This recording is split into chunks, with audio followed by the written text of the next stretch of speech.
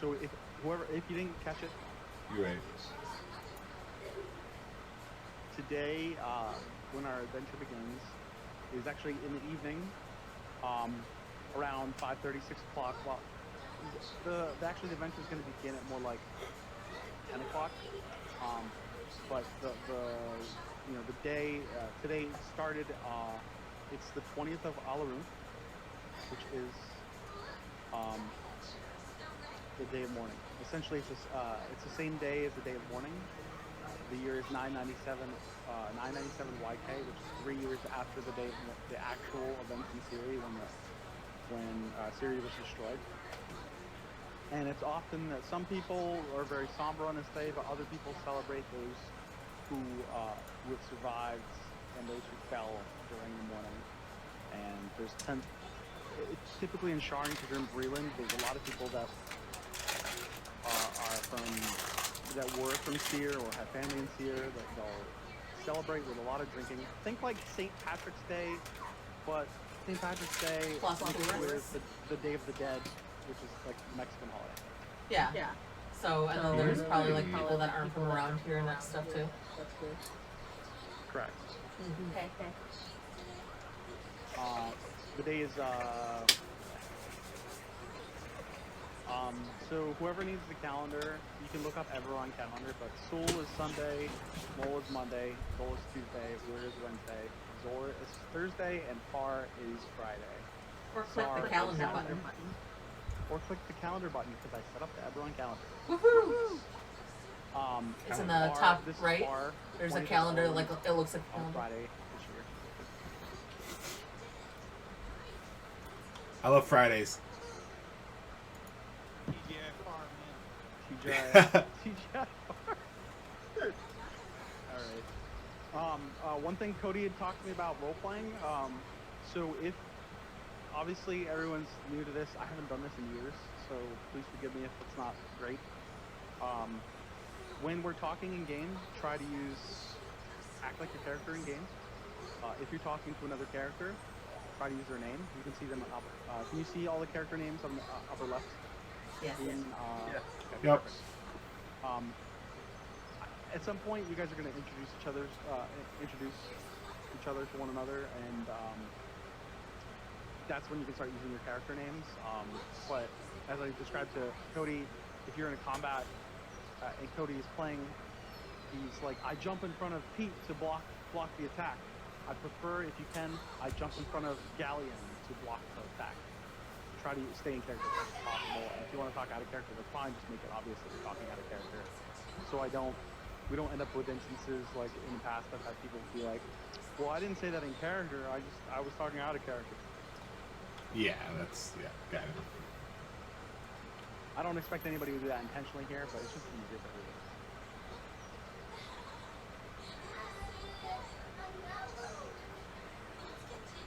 So, I'm assuming, did anybody want to do anything different than what their storyline led up to? Or do you... No, I'm good. Yeah, that sounds great. Good. Okay. So Bear has been, I assume, going around the party. So basically, we're at it's been so when you arrive in the Azure district, if none of you are used to money, which I imagine a lot of you are not used to money, this district is beautiful. You're in Skyway. Skyway is, if you didn't read any of Sharn, it literally is restaurants and shops and all sorts of things you can imagine. Like, picture a college town, like a really nice college town,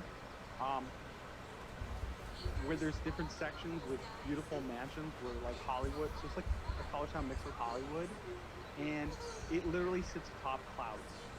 You're sitting atop clouds. The buildings are all on these magical clouds above Sharn. You're like way up. This is the richest part of Sharn.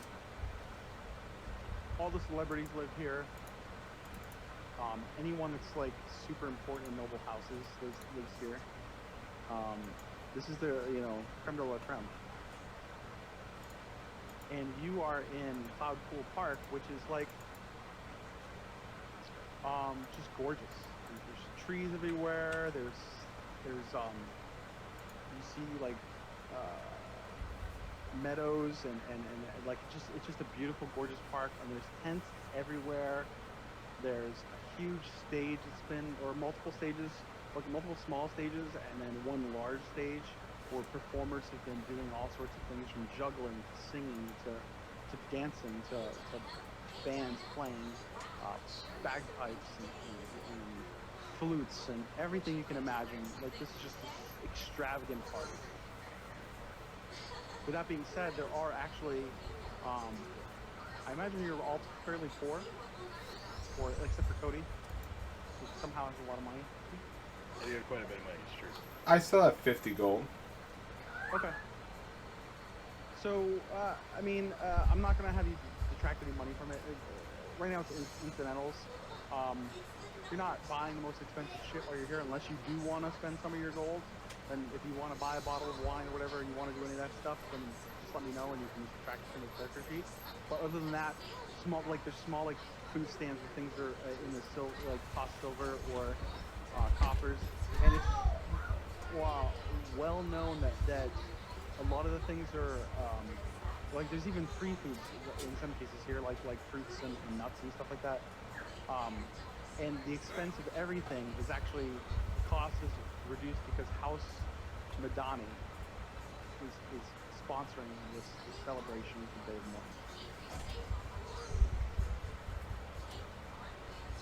Mourning. So Matt, I imagine Bear is going around. I mean, describe to me what you've been doing throughout the party. It's been hours into the party. It started at 6 o'clock. It's getting close to like 10:30 at night. Give me just a brief idea of what Bear's been doing throughout the party. Well, you know, been walking around. It took me, this is not my scene. This is not the lifestyle that I live. It's a little uncomfortable. It took me a while before I actually got the gumption up to go out and actually start talking to anybody about the needs that we have up in the LDN region. I've been approaching groups and talking to them about the incursions from human waste have been particularly difficult in that farmers and the like being affected by this coming down as they run across us, are approaching our border assistance to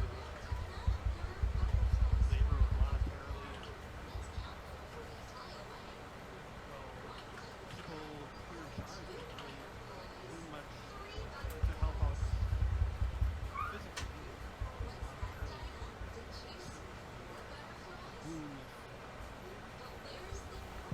That's some severe change that they would be willing to possibly continue to fight back to the border being safe.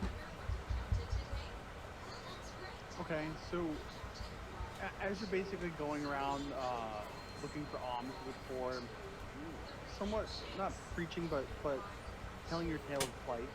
I mean, some people look on you. There's a lot of richly dressed people, but there's some people that are dressed down a little more humbly. There's workers. There's all sorts of people that are here. Like there's a few hundred people living in this park. You definitely have people that kind of sneer at you and don't pay attention to you, and they walk away clearly with their nose in the air. But then you have other people that kind of nod and smile, and they'll look at you, and they'll hand you a few coppers or a few silver pieces. And then there's some people that have taken more interest in what you're saying. You happen to notice one.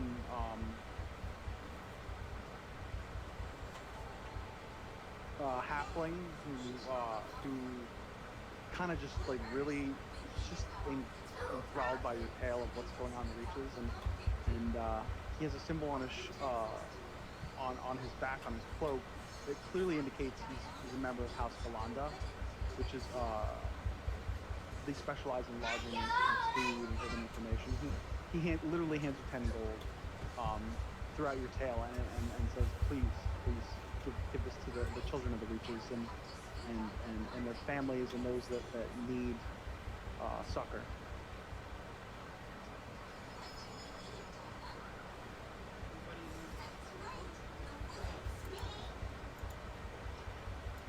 He smiles at you and he smiles at you and he pats you on the back and then he raises his glass and takes a drink and then smiles and lets you know that he has to be off to talk to more guests and mingle with the Okay. um I'm going to ask this because I don't want to have any confusion here. Had I pursed the coin that you gave me yet? Do I need to No, check my pocket? no he I mean the money's in your hand. You can do it with All right. I'm gonna actually throw something in the notes. How much beyond that 10 gold have I collected up to this point? For this collection. in total, other than that, probably about 5 silver pieces. A lot of people have been stingy. This guy's clearly been super generous to you. A member of House Benaeth didn't give you any money, but he said, you monks of the Reaches ever need a house to help you protect those lands, you can hire us. And he hands you a card indicating, his name and a breakdown of what some of their fees are. And it clearly starts at like a group of like 10 or 12 men would be like 1,000 gold per week.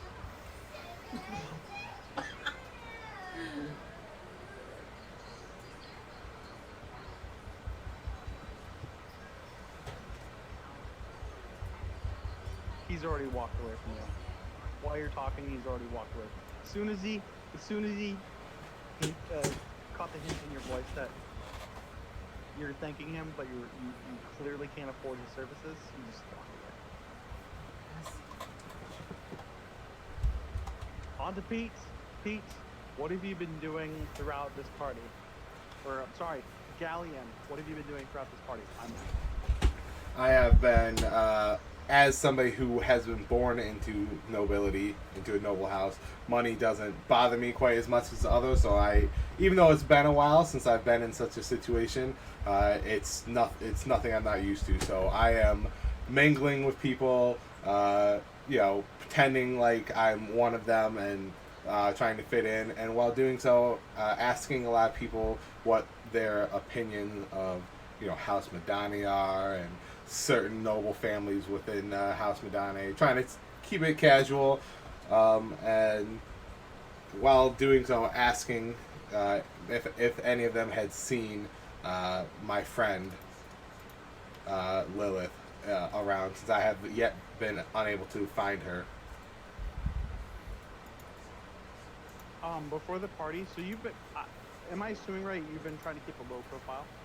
Yes, I don't want them to know that I am like part of like House Madani. I want to be like I'm don't look how I used to too much, so it doesn't really stand out who I actually am. And I want to seem like I'm not like a high noble, but I've been familiar with like the societies, so I'm like friendly. So was it fair to say that, like I said, you've been staying in like hostels and stuff like that, like youth hostels and shit like that? Yep. So like, did you, before the party, did you clean up at all? Like, get your clothes washed and Yep, I have a set of I took a bath and got dressed, and I have a set of fine clothes and try to dress up for the occasion. Fine clothes? Yes, I have a set of fine clothes in my How much money do inventory. you have left over from creating your character? 52 gold. So take off about 8 gold for me. And that's basically the cost of you getting a nice bath and a nice set of clothes. I already had a set of fine clothes that I purchased Oh, beforehand. you paid for them? Okay. Yes, that was part of like my noble background, but Nope, perfect. So pick up like 5 silver pieces and to have them washed and to go back.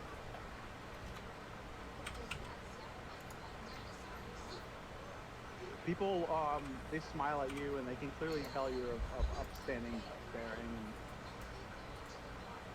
And, no one has said anything about a woman named Lilith or any description you've given of her. We didn't have any questions, but we didn't really talk about the last time you saw each other. But you were basically, I think, adolescents, like teenagers. So you might not know exactly. I mean, you have an idea of what she looks like, but you don't. It's been a number of years. How old are you? 25 now. Yeah, so it's probably been like literally like 8 years. Yeah, so she could look very different. Yep. She'd probably look a lot more full-figured and more mature. But thus far, you're getting onto the end of the night. No one has seen anybody by the description you mentioned, but people are definitely friendly toward you. Some of the workers here have sneered at you from time to time because they can clearly tell you're a half elf. And you're of money. So like maybe under their breath they're like fucking mobility, something like that, you know. But the people that are actually enjoying the party, the ones that are paying, you know, spending money and enjoying the celebration are very friendly to you. If not, some of them are fake friendly, some of them are genuine. As you would expect from nobles. And I will come back to you because I have more of you at the end of the party. Yep. Cody. Sir. Grail. What has Grail been doing throughout the party?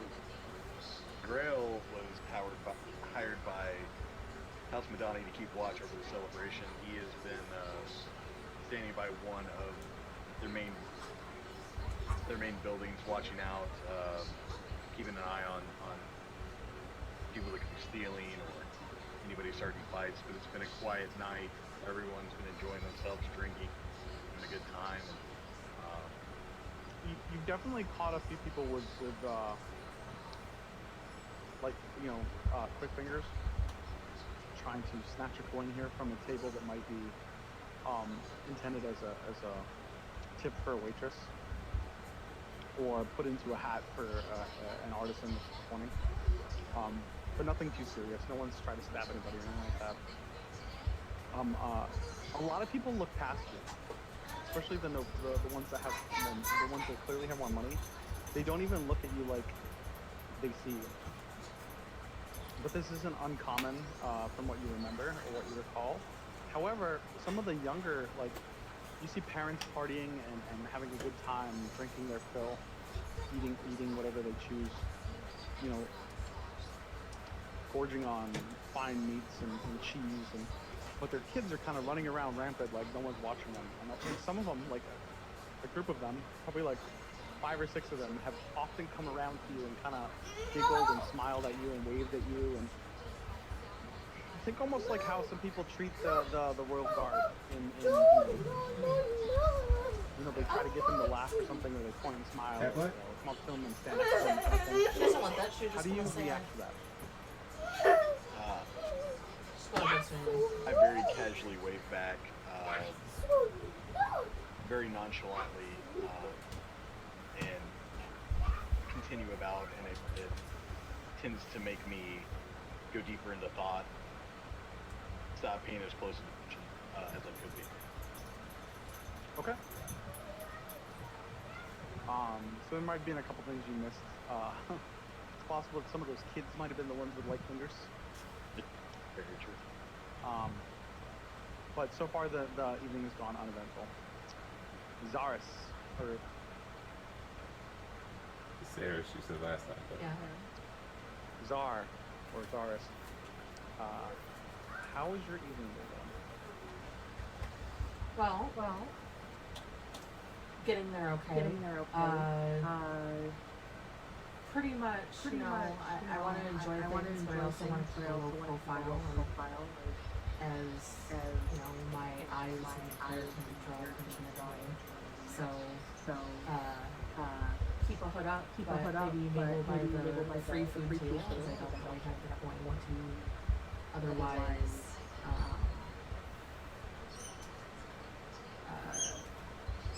buy nicer foods. And I kind of scope out, like besides the people that maybe I make small talk with at around watching a performer, or the shopkeepers that that are around stuff, or the not the shops but the carts and whatnot. I kind of keep my eyes peeled for kind of like drunken people. It's easier sleight of hand than I want to slip business cards of my friends into pockets of people. Because I don't really want to talk with people. I would just like to try and help them out, but by doing so, just putting like business cards in people's pockets and stuff. Okay. So she's keeping it lighthearted just because it's crowded. There's definitely a temptation there because she's a bit low on money, but there is free food and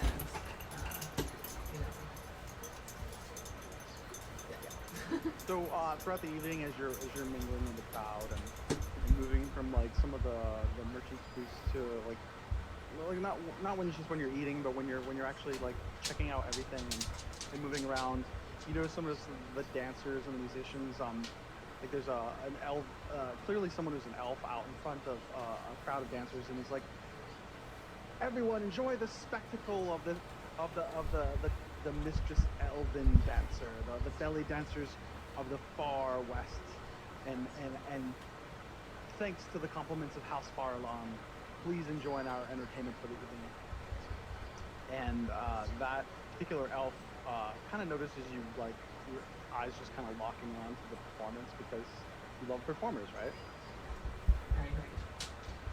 So he kind of smiles at you, and during the evening, throughout the evening, as you wander around, if you see him a few times, and at some point in the night, he kind of beckons you over and says, "Lass,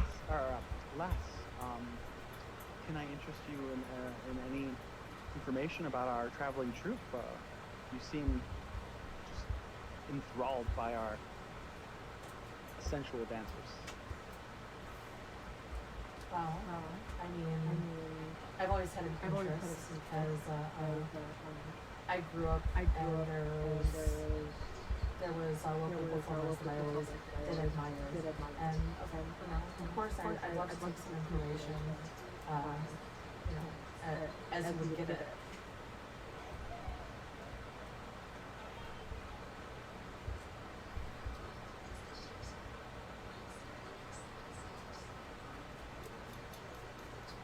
So he just smiles at you, and that sounds most excellent. And we're always looking for people interested in the arts. And he actually hands you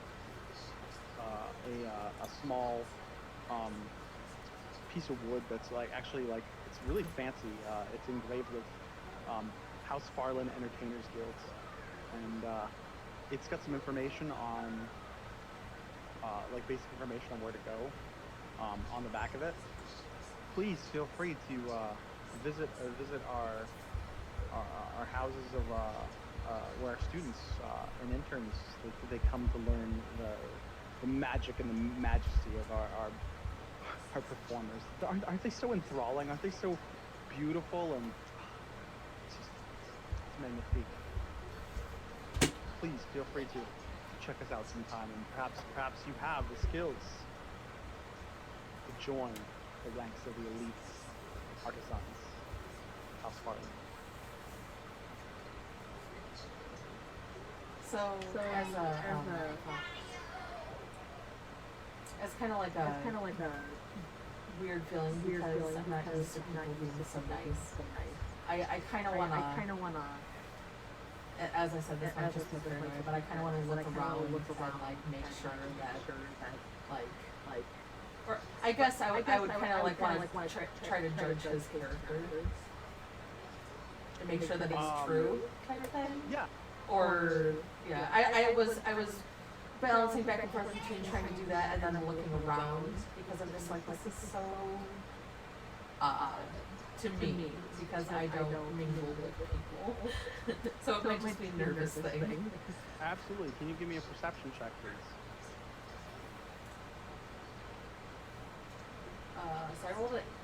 So I rolled an 18 and my perception modifier is like +6 because I am expert in it. Looks like okay. Why does it say +5 on the sheet? I'll have to fix that. Oh, okay. I think it's either plus. Oh, I think it's +5 because I only have 1 wisdom, and so I have +2 and then +2. So yeah, it is +5. Matt, Pete, I know you messed around with this a lot. Is there a way for her to actually roll? I'm gonna take your roll as is, but is there a way for her to roll that skill specifically, as opposed to just picking up a die? If you click on, if you go to Yeah, probably. and then I think right here it's a perception. There you go. Is it the red thing over there? Yep.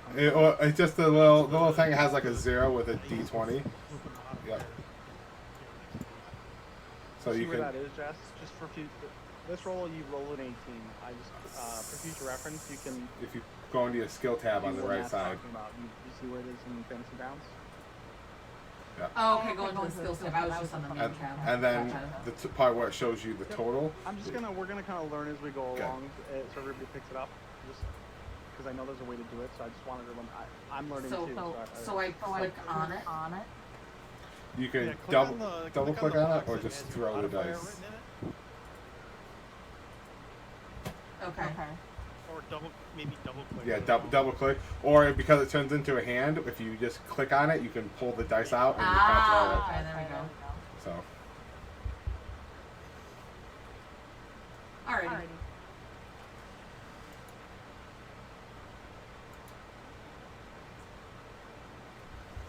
but regardless, even that one that you just rolled was still an 18. So 18 plus 5. So. well, he said he's gonna take so it you as got is. like So. a 20. I guess he has a you got good a one. 23, right? Yeah. He's being sincere in the sense that he wants people to come to the house, but he's actually checking you out at the same time. He's clearly, like, what's your chalk? Your charisma is. My charisma is 16. 16. Yeah, so he's checking you out when he's saying this because you're kind of hot. So he's interested, maybe not so much in performance as in your body, because he's clearly showing off his dancers, and you get the impression that they're very confident in their ability to teach. Like the way he's talking, I haven't like given you word for word of like what he said, but the way he's talking is that they're so skilled at teaching anyone how to be a performer. He just needs the raw material to be there. You know what I'm saying? Mm-hmm. So while he's being sincere, he clearly sees an advantage in you joining the guild for their own purposes. Gotcha.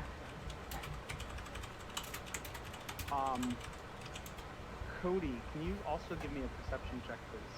Or I'm sorry, Grail, can you also give me a perception check, please?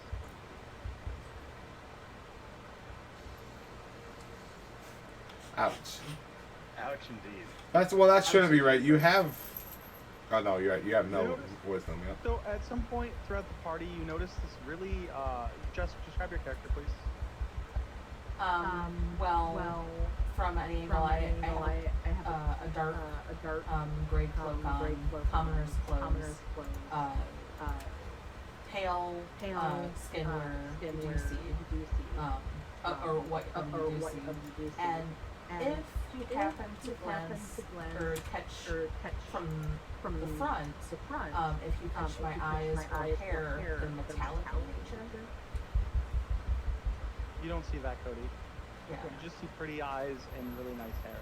I don't think I see anything with that roll. No, you do. You see that? You see what I'm talking If about? I, because if I would have passed by you, I would have looked at you. I don't think we're, you know, more quarters. I would have acknowledged them. So you especially noticed her throughout the party. You didn't. You don't really. You just notice by human or by mortal standards, a very attractive, young. I assume. Just I didn't see your age. 24. Yes, yes. So young woman that's very attractive. Pale, she's paler, and she's just mingling throughout the crowd throughout the evening. And you kind of, the only thing you notice is that she kind of maybe almost bumps into people at times, but you don't really, nothing seems to miss. You know, she smiles at them when she does it. She touches them on the shoulder, and they seem merrier for it, for her flashing her pearly white teeth at them. Gotcha. And then, just as you notice her throughout the night, you're completely distracted by the kids that are like rolling like marbles at your feet. With the exception of trick-or-treat, of course.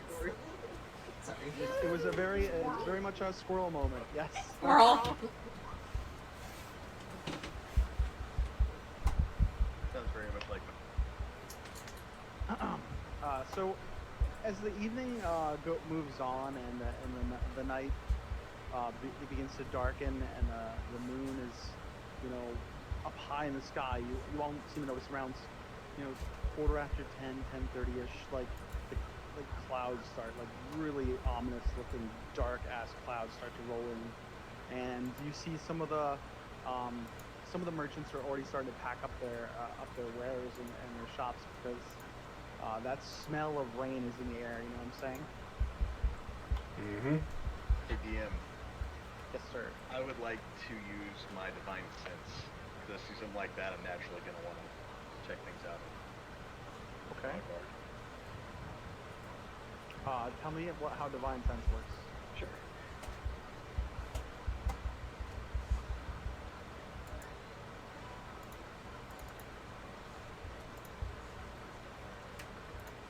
Divine sense. Presence of strong evil registers on your senses like a noxious odor. As an action, you can open your awareness to detect such forces until the end of your next turn. You know the location of any celestial, fiend, or undead in 60 feet of you that is not behind total cover. You know the type Shit. of that being, but not its identity.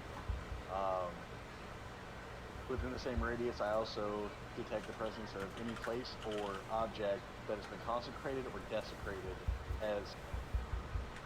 As with the Hollow spell, I can use this feature a number of times equal to 1 plus my charisma mod. And when I finish a long rest, I regain all of the expended uses.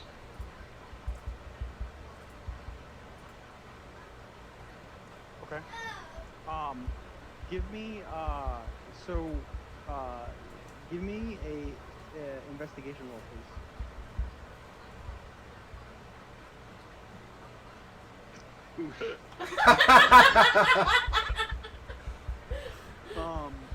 So I try. I don't know which one. you're kind of scanning around. So like as you do this, you don't really. So I assume, do you have like your shield on your back and your Correct. weapon sheath? Okay. Correct. So you have to kind of concentrate when you do divine sense. So you're basically kind of gripping your left hand, like your shield hand, as though you were like clutching your shield, and you're just kind of holding it to your nose, as you're looking around, and you get a real, you kind of get this sense of, which is really odd. You get this sense of like warmth and almost musical notes in your minds as you can almost feel in front of you by some of the merchant stalls and on the ground that sense of just an angelic being having walked through there. But as that sense you're trying to hone in on where it is, one of the kids actually accidentally kicks you in the leg as they're going to like run by you. I'd like to break in up there for a second.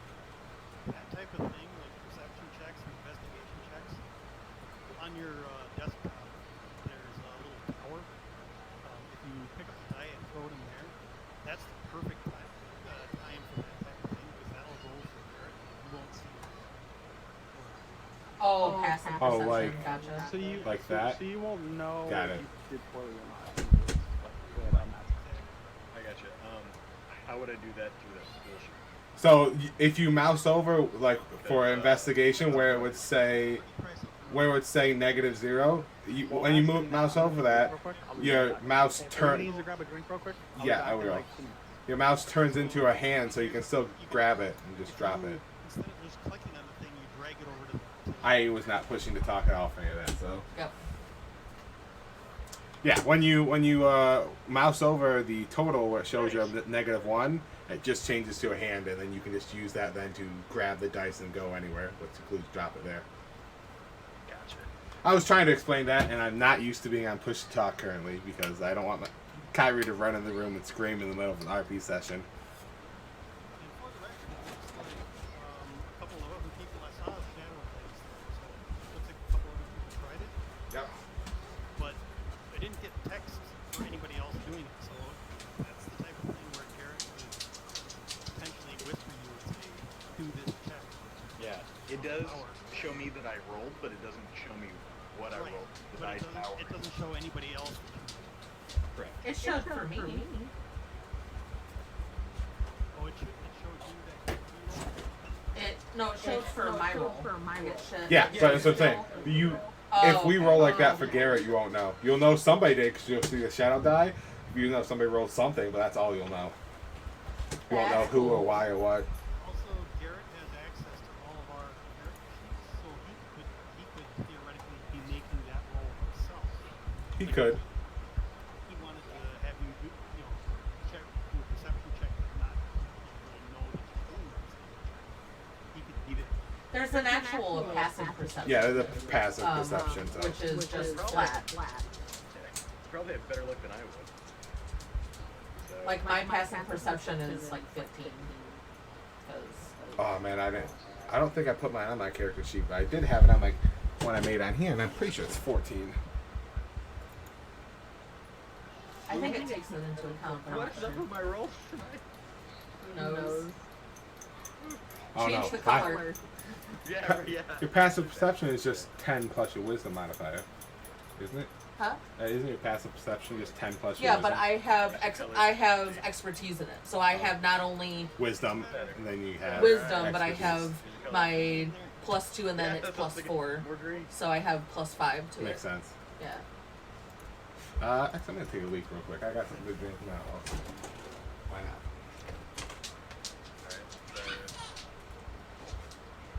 Hey, there we go. Even better. See, told you. You had to pick your dice. You're like, Yeah, this dice like, sucks. Change the color. Let's try dark green. Eh. Back.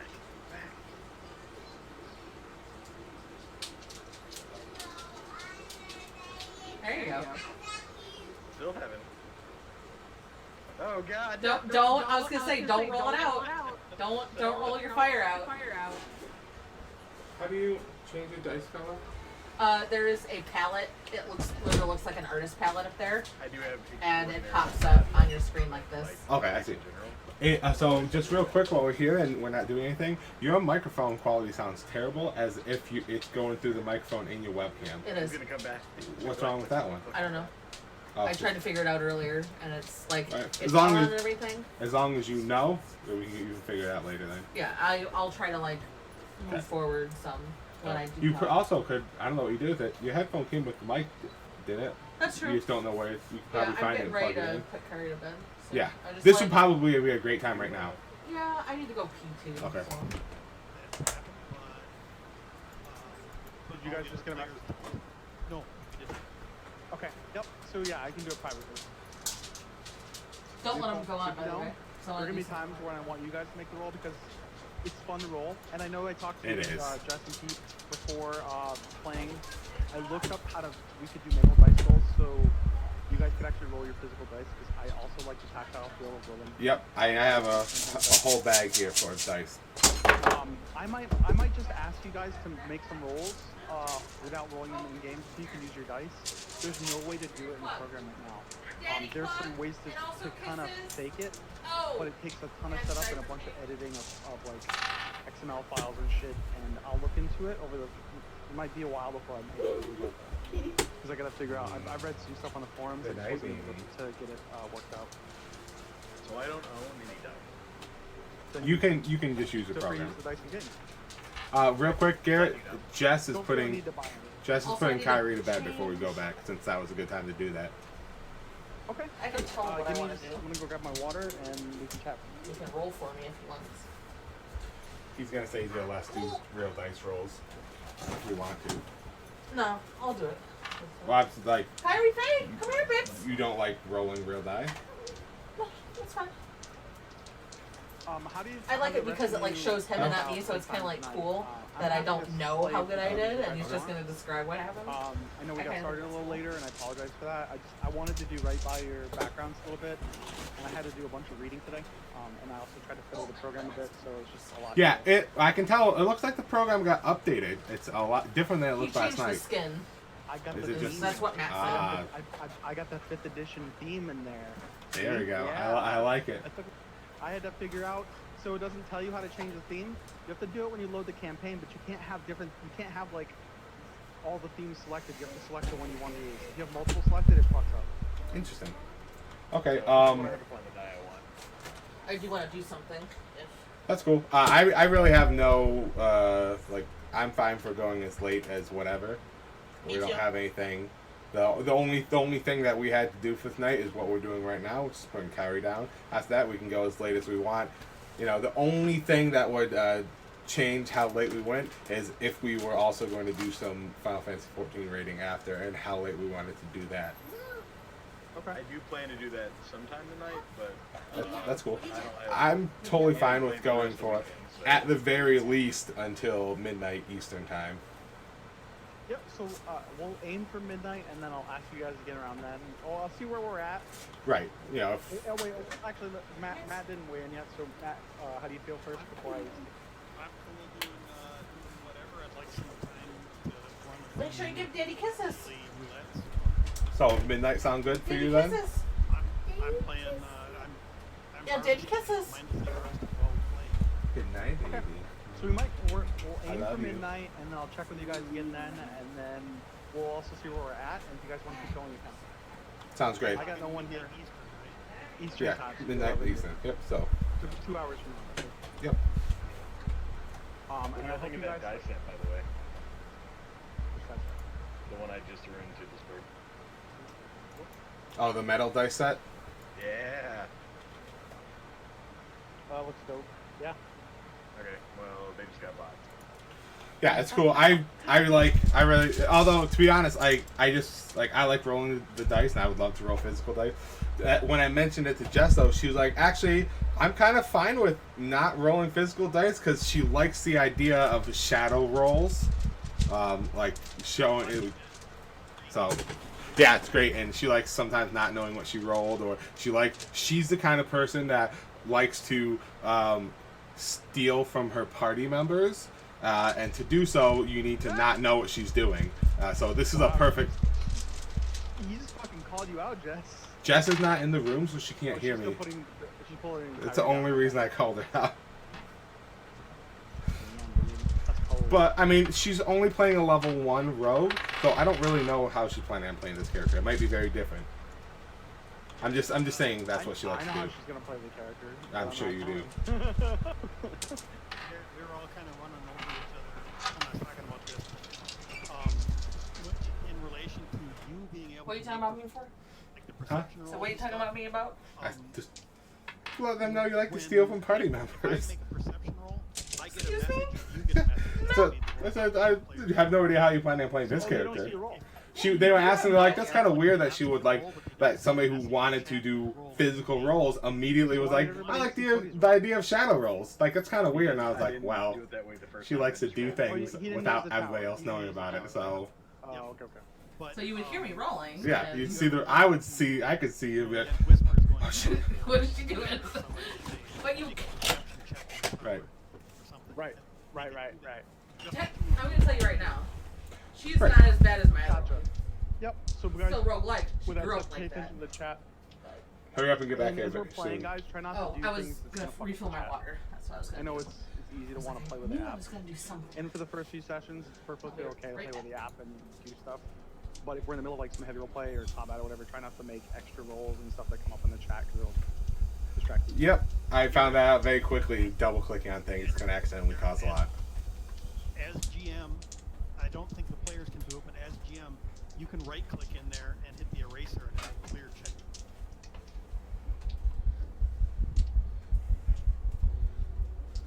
How do I do? I just right clicked. I don't see clear. There should be like an eraser right now. Reset. No. Prompt, halt, stop chat log, clear. Hey! Beautiful. Good to know. Perfect. Thank you. This app, I think this app, Matt, kudos, right out the bat. Also, this app is going to be awesome. Jess? Once we get used to it. Yeah, I think If you none of are us were really going to impressed use as the we bathroom learned while more I'm about it streaming, last night. don't turn the bathroom light I on. think really there's a ton to it. Okay. I also Like, found they out can for see a anybody- little bit in You know, I here. was complaining about prices of books But and when stuff. you can't see Those anything prices when it's are done. not set by Fantasy Grounds. So. Those are set by Wizards of the Coast. I had to So they like can't turn do the anything camera about up and kind of pricing block of it because the not only modules. did you were able to see you when you got up, you kind of like were like It's wow Wizards of with the your Coast shirt and like tells titties them falling what out and prices are. everything. So that would have been bad. Yeah. Wizards is a fucking very greedy company. I love their games. I've played them for many years. They're super fucking greedy. They've always Yep, I learned that a lot from Magic. TSR was too when they had. TSR was too. Yep, absolutely. Because they knew they had a moneymaker. Bad too. Oh, dude, Yep, fucking someone's Magic. The only thing I think is Wizards of the Coast is just think Magic the Gathering. And no, they're Okay. So I fucking don't greedy have to think bitches. about I hear about it all the time. Is Jess back or She just got back, so she should be ready to go. Beautiful. And apologize for her microphone setup. There's something wrong with her current mic, so it's like coming through a webcam and it sounds terrible. We should have that fixed for the next time. It actually hasn't been that bad. Well, I know. I'm just saying, like, she has almost the exact same mic as me, so it should sound a lot more like that instead of how it sounds. I got it.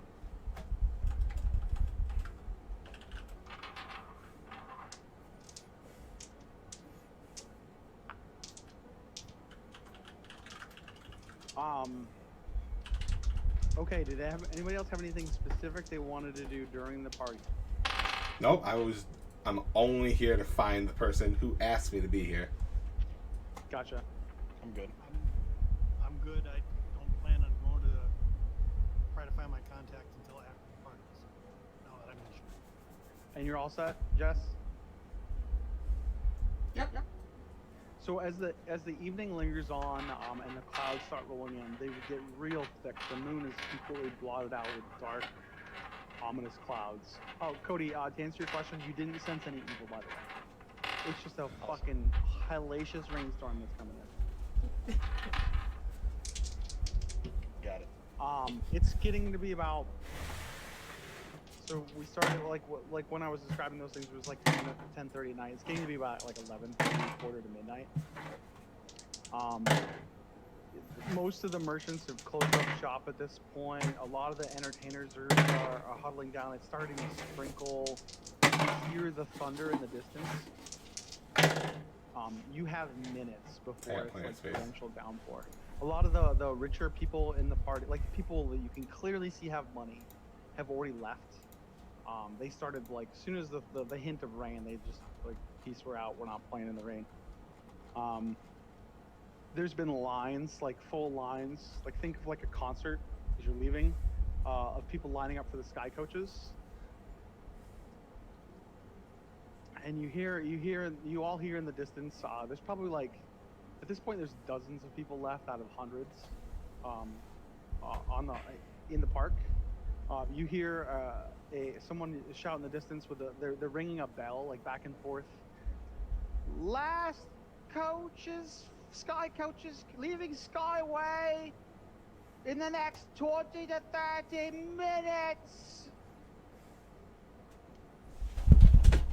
With that said, you probably want to get in line unless you have hundreds of gold on you unless you have tens of gold to get a room for the night in Skyway.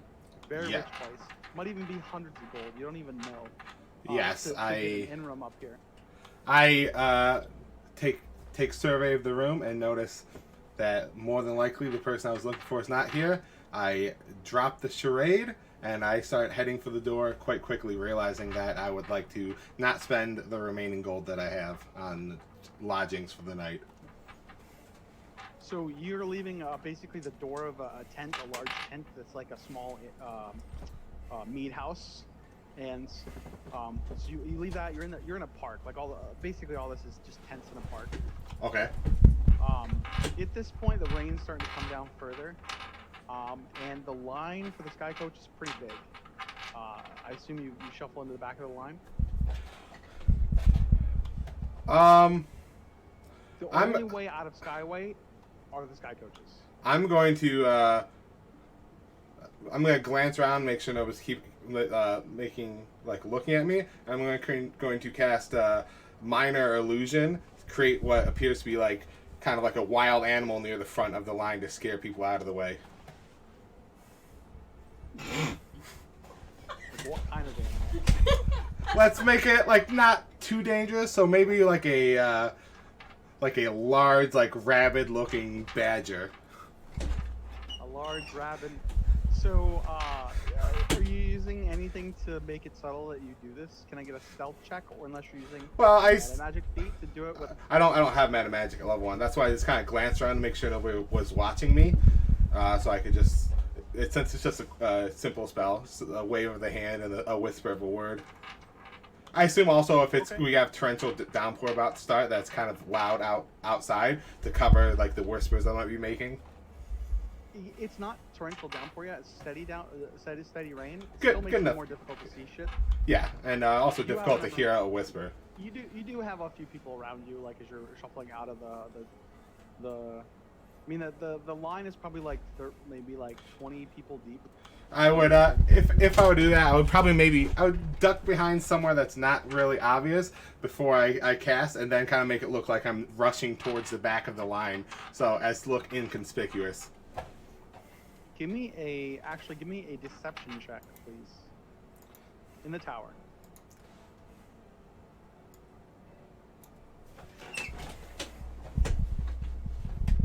So the people immediately around you, they don't really see anything at all. You don't notice anybody looking at you at all, and this like angry-looking badger like bursts out of the ground at the front of the line, and a few people startle back, like maybe 5 people out of the 20 startle back, except this old man with a fucking staff looks down at it, and he just waves his staff like to the side, and your fucking badger just disappears. Ah, fuck. And he's looking around. You see him, he's got like spectacles. He's looking around. He clearly has an insignia on his cloak of the University of Morgrave. He clearly is scowling as he's looking around. Like he's kind of balding, like old man, hunched over. He looks like a dick. I'm gonna be honest with you. But he's just looking around like everybody. He's like, that was not funny. Whoever did that shit. I just rushed to the back of the line and act casual, like, whew, like I don't even notice the badger. I'm just glad, like trying to shake any rain that might have got on me and the dash over. So the other 5 people were like workers that were leaving. They had already ran off. They fucking bolted as soon as they saw the badger come So up. we got a little bit closer in the line. There's a little bit less people in line. I'll take it. Grail, Zaris, and Bear, are you getting in the back of the line?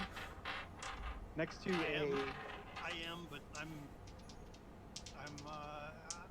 kind of used to sleeping rough, having traveled the distance that I have outdoors and whatnot, and the lifestyle that I've lived.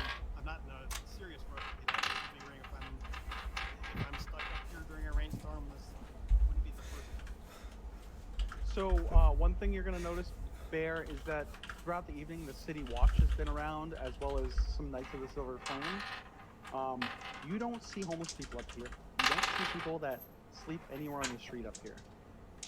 In fact, throughout the night, you've overheard some of the city watch saying, "Don't forget the curfew is 1 a.m. Don't let us catch you on the streets, or you're going to jail."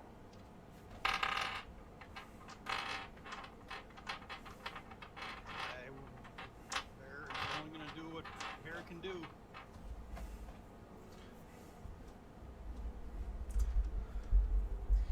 Did you see what I did earlier? We're just gonna ask this out loud. Did you whisper him? I whispered him. Yeah, if you whispered him, I'm sure he saw it. He didn't respond. I whispered you back. Yeah. I'm walking around by where the Sky Coach is, verifying nothing bad is happening, walking around, checking out everybody. I saw... It's raining. Did your floaty pop out? Not yet. Not yet. Because it hasn't started raining yet, right? He said it was raining a little bit, but not torrential downpour yet. Oh, okay. No, that's not enough to commit floaty side. But I'm walking around, and as someone being hired by House Madani, I won't be going down until curfew by some other means. I am trying to make sure everybody gets onto the Sky Coach safely and trying to be perceptive of what's going on around me. So you're basically at the back of the line, right? Correct. So we have Zara's already gave her a description of her character. Grail, can you give me a police or not Grail? I'm sorry, Galleon, can you give me a description of your character for the party? Because basically, you're all gonna be mingled through a couple of people in the back of the line. There might be like one or two, like an adult with a kid in between you two, or in between you all. Sure. You know, I'm wearing kind of like a giant cloak, but it comes around like 360 all around my body. So if I need to do something, I'll wave the cloak aside and whatnot. So you can't really see much of what's going on, other than just like a nice cloak covering the majority of me. Looks very nice, embroidered up on top, and underneath it, during the few times when I've been casually, talking to people and whatnot, which then I'll be talking with my hands. You can see just very nice looking, like deep purple colored, like nice clothing that I'm wearing underneath, with very like bright, like almost like silver colored hair, and my skin being a questionable shade of darkness for a half elf, but not too questionable.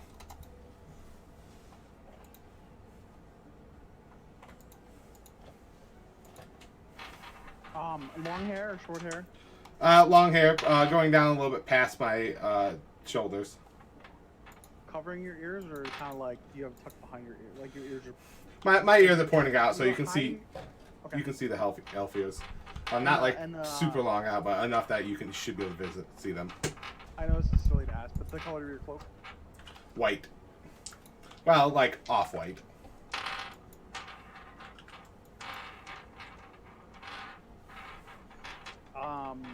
Grail, or I'm sorry, Zara, or you did your description. Bear, please give me a description of your character. Bear is a very tall man. He's 6'8". He Yeah, has actually. I told you. He's probably fatter than average. Man, I got fat. He's got She's portly. very thick brown hair, and that's kind of curly, but it's cut. Generally, it's not like short, but it's certainly not even shoulder length. Several inches long probably, and he's got full thick beard, like the kind he's got hair growing down his neck, like riding up close to his cheekbones. He's got brown eyes that almost seem a little dwarfed in his face. His nose that's turned up a little bit, so his nostrils are almost even more vertical than they are horizontal. He's dressed in commoner's clothes that are definitely well used, but also well maintained, and walking with a staff, a walking staff. Like a quarterstaff? Yeah, like a quarterstaff. He is, light-skinned and generally just looks outside of his size. He generally looks, just like a normal human. You look like a normal hairy human. Yeah, It's normal, a very, big very boy. human. Gotcha. Linebacker, like builds. Is that what you're? Yeah, and you Fine. can see, like, I mean, his sleeves, when his arms protrude out of his sleeves, and you can tell he's got like just really thick, just body hair. Like,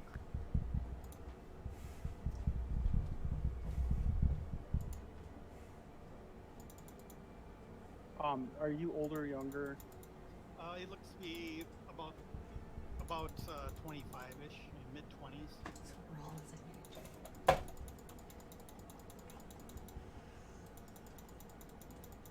Pete, I didn't catch. How tall are you? Are you big boy? Are you Like 6 you- foot on the dot. So it's pretty. That's actually pretty tall for a half elf. Right. I got you. So tall, half elf. Yep. I'm 5'2".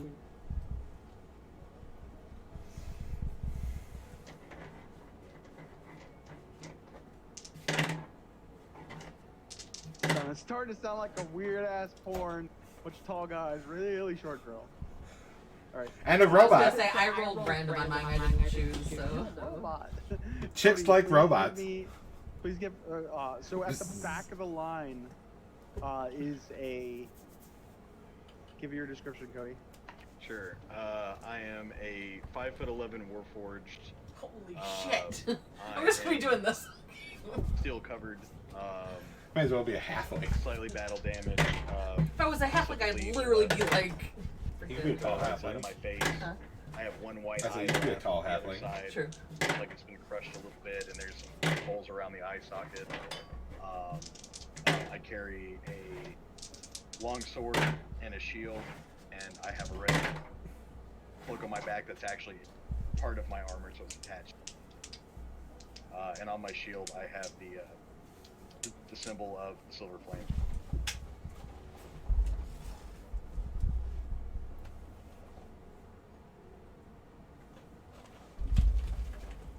For everybody wondering what that symbol looks like,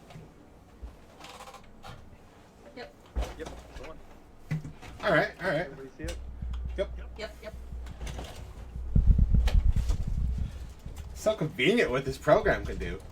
I know, right? I did that in seconds. Yeah, boy. It only took me hours to figure out how to do that shit easily. Hey, you know what? You only have to learn to do it once. True. There we go. So I changed my icon to look pretty much exactly how I look. So just to help. Zaris, did you give your full description earlier, or do you want to elaborate anymore? No. It is that's- kind of raining at this point. Like the rain's starting to come down more heavily at this point. So Yeah. So the you cloaks. might be So the kind of cloaks. pulling your cloak around you. Yeah. Yeah, That's about it. that's about it. So So unless someone was like right in front of me and turned around and looked at me, they're not gonna really see anything. Gotcha. Munching on a funnel cake. So the line is diminishing. People are getting on the Sky Coach. There's literally the 4 of you and like another man and his kid left in line, and the Sky Coach pulls up, and the young lad from earlier, last Sky Coach leave the Azure District. This is it, folks. You stay around loitering, and the watch is gonna be ringing your bell. I quickly get on board. Well, so the Sky Coach pulls up, and there's a man in the front seat along with a kid. Looks like a young girl. They're both huddled in their cloaks. It's wet and raining. Basically, the light is you have sadly, like 3 of you have fucking dark vision. Yeah. Yep. Just to describe dark vision to you guys, when there's light around, you don't see in dark vision. Yep. And when you see in dark vision, think like do you know what cell shaded graphics look like? Like Yes. Street Fighter cell shaded graphics. You know, Yep. like the black inky look of like silhouettes and stuff in cell shaded graphics. Like That's heavily kinda inked comic books. Yep, heavily inked comic books. It's really hard to make out details with dark vision. You kind of see silhouettes. If you stare hard enough, you might see some physical aspects, but it's not like perfect vision. Okay, it was described as seeing in like dim light. Yep, that's not how it is in my game. That's fine. Okay. Because 3 of you fuckers have it. It's almost like I maybe chose that for a reason. It was It's because almost half like elves are great. Maybe you guys all try to be like, oh, we don't need torches this game. Hey, listen, you know, I specifically suggested to Cody that he buy torches for his character because I knew he was the only one. So you can see in dim. So it is like dim light once you focus and take a little wild look at stuff. Yeah, like eyes have to adjust. It takes time for your eyes to adjust, and also if you're going from light, like having torchlight or other light around you, to dark vision, it takes a long time for your eyes to just kind of like focus in and stop like absorbing that light that you already had. The Sky Coach pulls up, the Sky Coach pulls up, or actually, I'm sorry, I said Sky Coach. I meant to say the shuttle to the Sky Coach pulls up. The Sky Coach isn't right here. It's actually on the edge of the district, but there's a shuttle that leads to the Sky Coach. Okay.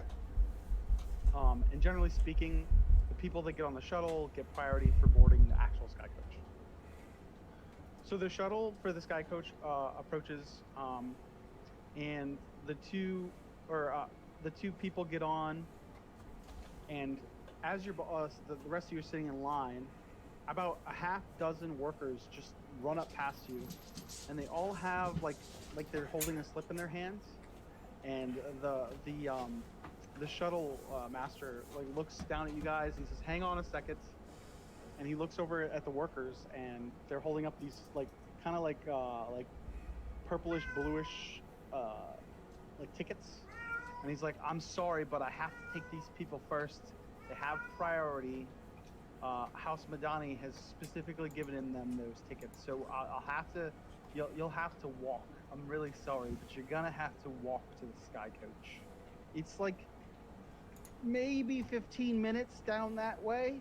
I'll make sure to tell them to hold you a spot on the Sky Coach, but you can't take the shuttle. I'm truly, truly, truly sorry. I feel like a gobsmacked idiot for saying this, but if I cross House Madani, they're gonna punch me in the cock. That's just the truth of it. They're gonna have an enforcer just kick the shit out of me." Understandable. That would be truly unfortunate to get punched in the cock. Which direction did you say it was? It's that way, obviously. You go like left. You go out of the park. You go down. You go down maybe a football field or two, or I'm sorry, not football. A couple 100 yards down that way, and straight ahead, and then you take a left and you go across a really long bridge, and you take a right and you go another like I don't know, a block, and then you're at the Sky Coach. Didn't you there's only one Sky Coach on this side of the district. You had to get here somehow. I'm just trying to help the other people here. They might not be as familiar as I am. Okay. I'll be fine. The middle-aged man and his young son look. The man kind of sighs. The son just doesn't seem to give a shit. He's kind of like trying to catch water in his mouth from the rain.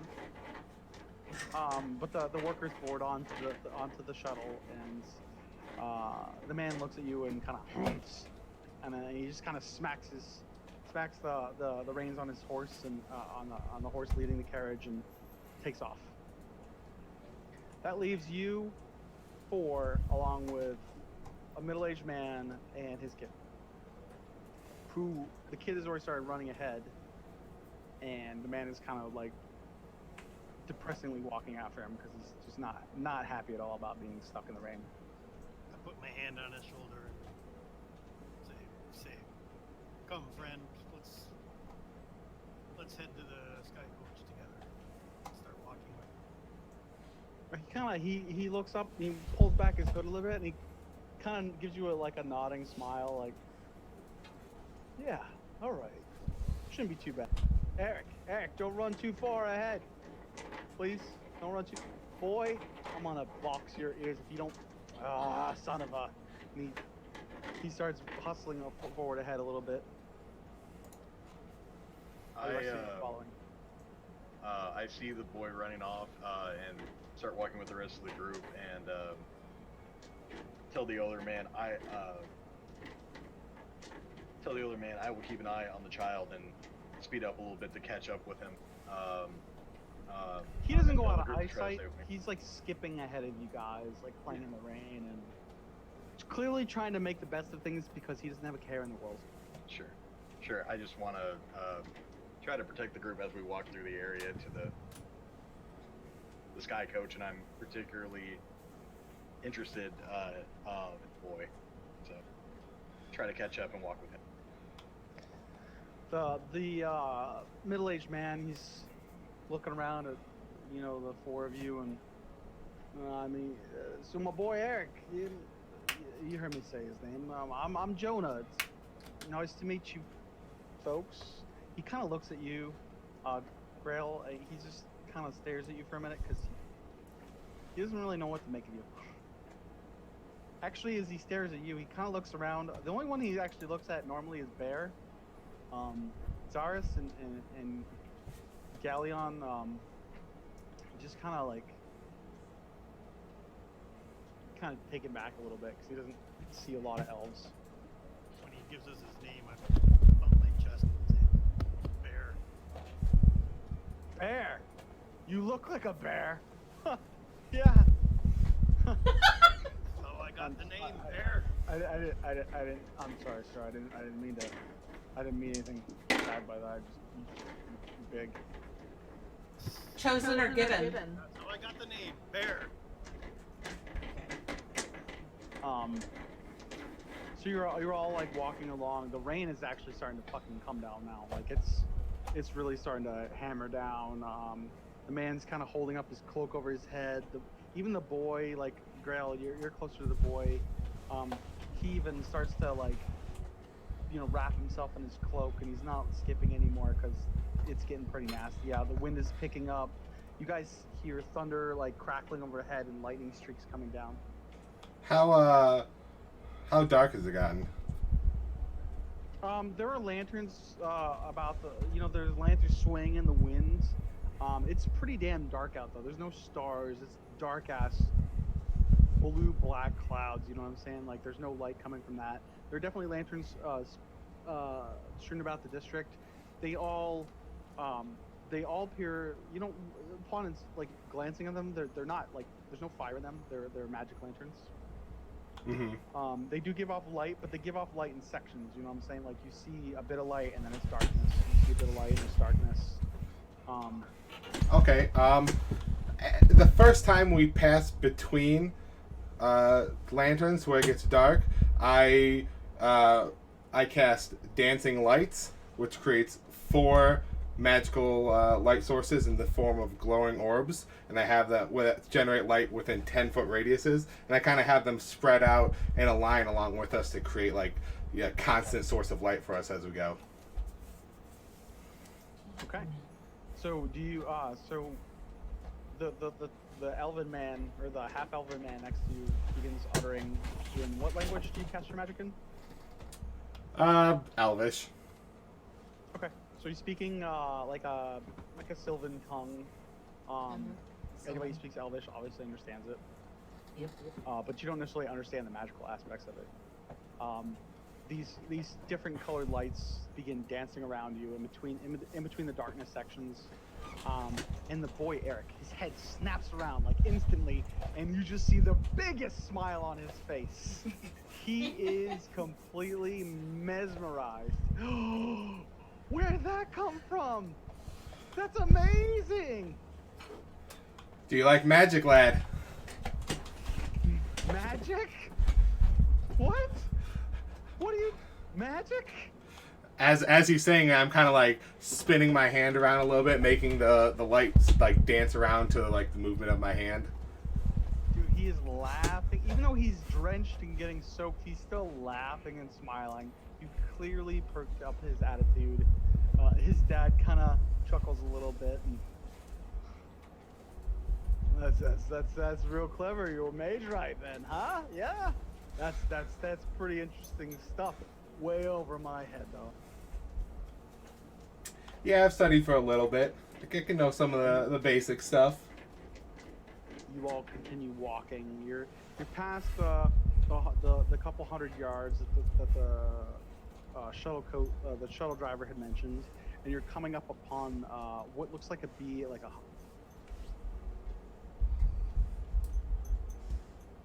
I'm sorry, like a what? It sounded like you cut out that end. No, I did cut out for a second. You're coming to what looks like to be like a narrow, like 100-ish foot long bridge. Like a rope bridge? Like Nope. a stone bridge. It's a stone bridge. Okay, I was thinking. I would imagine it would be a rope bridge from such a I know. noble area. Narrow. I didn't say It's that pretty loud. narrow, but Sorry. the rain is super coming down now. There's lightning flashes. There's thunder going on. Your lights are definitely help illuminate around you. There's not a lot of like lights on the bridge. Like 2 lights on the bridge, like at the beginning and end. Can everybody please go ahead and roll in the tower? Give me a perception check.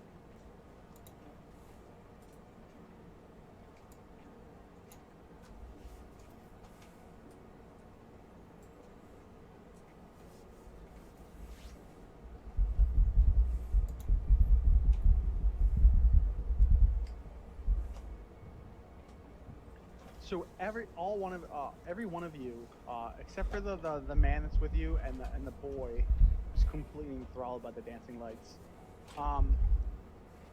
you hear this loud crack of thunder and a streak of lightning just zip across the sky, and it illuminates like the middle of the bridge for a section. It's probably about like 70 feet away from you. It's a good distance away from you. It illuminates the bridge, and you see.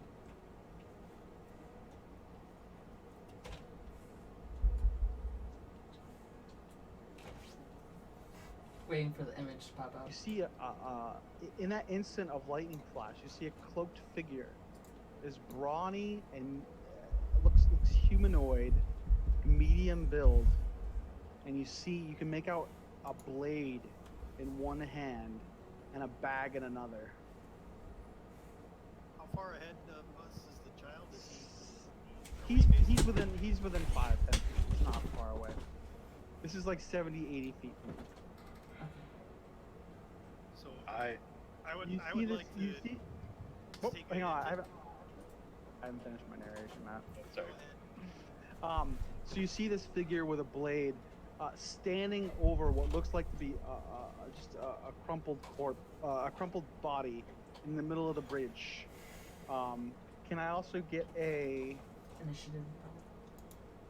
investigation check from everyone, please? Ooh. Also in the tower.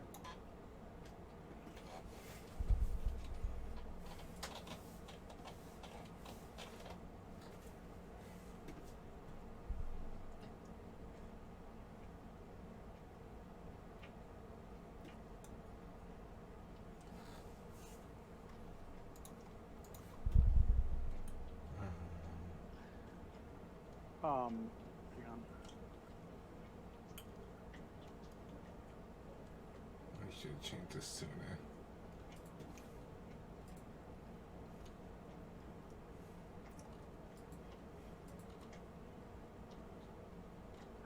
Jess, give me a second roll, please. Zaris, give me a second roll, please.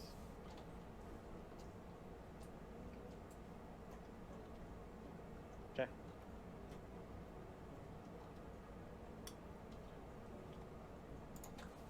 How about that?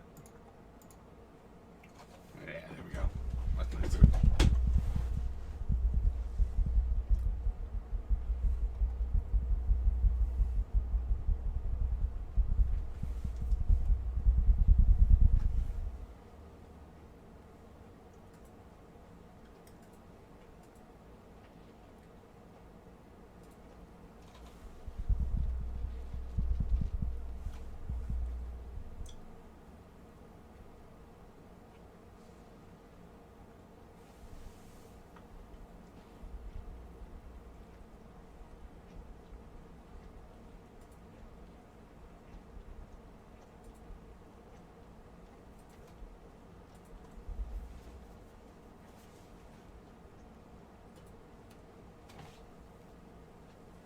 I whispered 3 of you.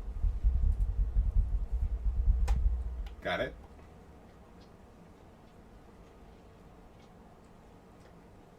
Ignore the part. This is the I got it. Yeah, I ignored that. rogues Yep. and characters with a criminal. I didn't mean to copy that. That was a mistake.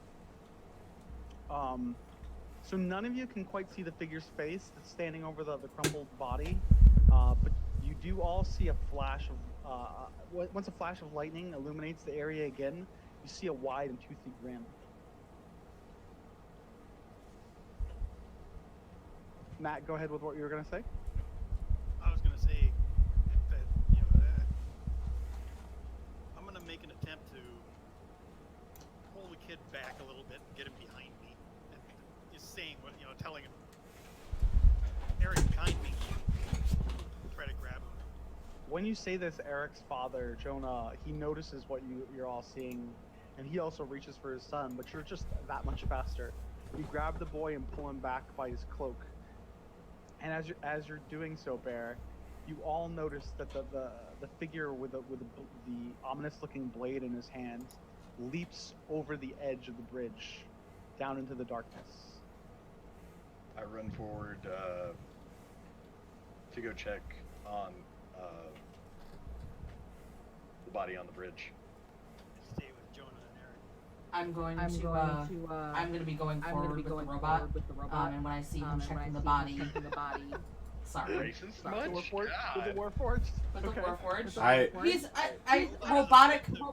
I didn't say it out loud. It's funny. No, we know that you didn't. Yeah. It's funny. Like the mechanical large ass dude that's going forward. he's a robot. I kind of like Did you go just assume his gender? where the figure went over the bridge, and I'm gonna see basically like look and see what if I can make out anything, like how far down it is, where he could have gone. I mean, I'm a How close are you all running? Like, so it's 70 feet away, roughly. You've actually you all taken a few steps forward, so 50 to 70 feet away. Yeah. Are you? So there's 2 of you moving forward. Yeah. I am also One is, moving forward too. Bear is standing back with the father and his kid, and Galleon is also moving forward.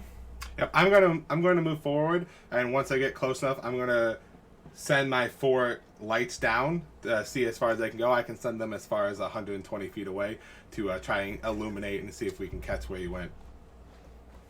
Okay, we'll get to that part when you get to the. Yeah, are that's you doing fine. that right from where you're standing, or when you get near At- to the body? As I'm about halfway towards where the body is, I'm gonna start sending my lights down there. Okay. So the din of the rain is getting just incredibly loud. You just hear the rain pattering off of the stonework below your feet. The air is cooling quite a bit. It was a pretty warm evening. It's starting to get pretty chilly. You're getting soaked to the bone. Bear, Jonah is kind of slowly walking forward, but with he's got it's basically like you in front, then him. Like you and him are parallel to each other, and then the boy's in the back. Like, and his father's clearly got his hand on his shoulder. I stick my arms out and try to give him just hang on a second. Signal. He's kind of like, I mean, he's respecting that, but he's also really curious what's going on, so he's looking ahead. You get within 30 feet, like you guys are both walking up. You're holding your hand up as you walk along, I assume, and kind of holding him back any further than that, so you're 30 feet away. Okay, so the rest of you get toward the center of the bridge, and you see what looks to be a human man dressed in some clothes. Hang on a sec. Just a real quick question while we're hanging on. This wide toothy grin seem unnaturally wide. It's just a big, wide, toothy. It's hard to make out in the darkness, but it looks, I mean, somewhat feral. Okay.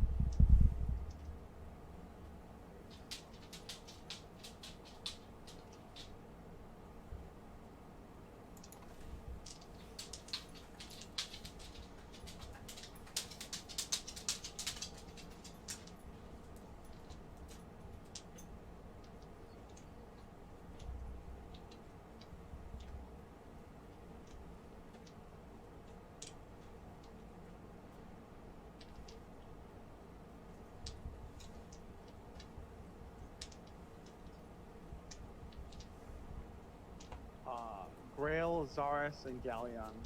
Particularly Grail, Azaris, you see. Hang on one sec.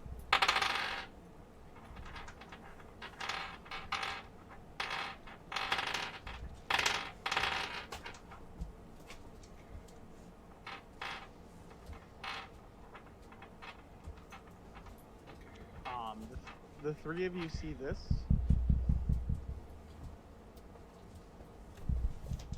On the man's right shoulder. Oh.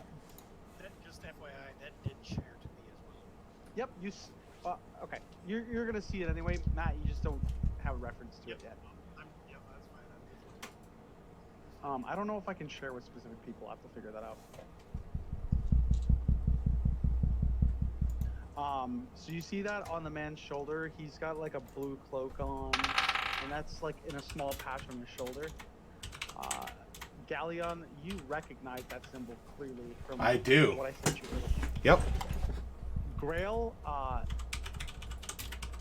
you also, so you clearly, Zarius, you clearly see the symbol. You know it because you grew up here. Grail, you just remember, ingrained into your memories, you do know that this symbol is familiar to you, and you know it's a house symbol.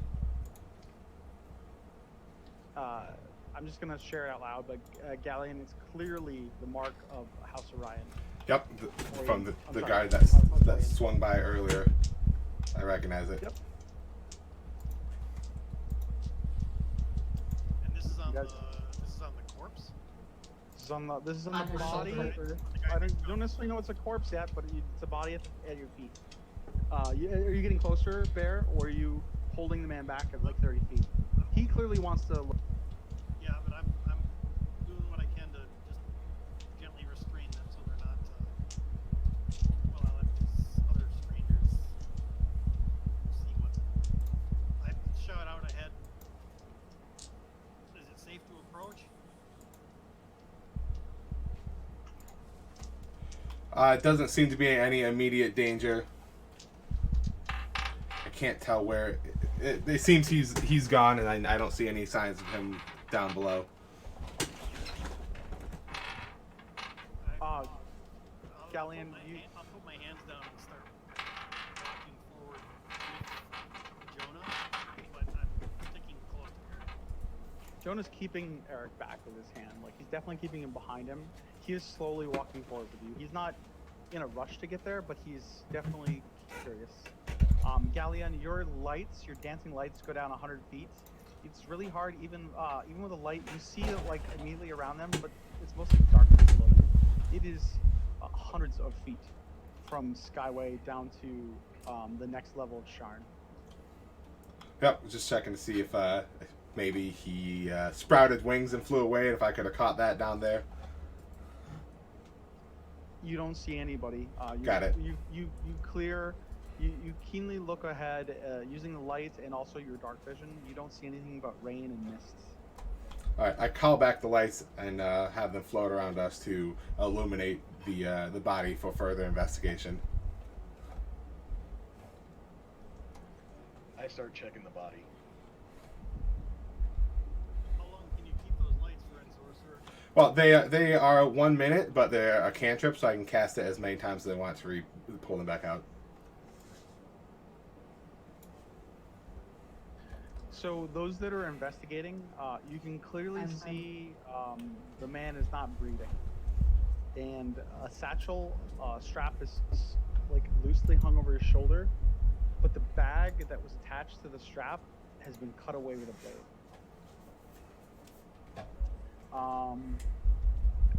Grail, you said you were looking closely, like getting up, probably to check to make sure he's like his well-being. Yeah, vital signs and stuff. Yeah. Give me a medicine check in the tower, please.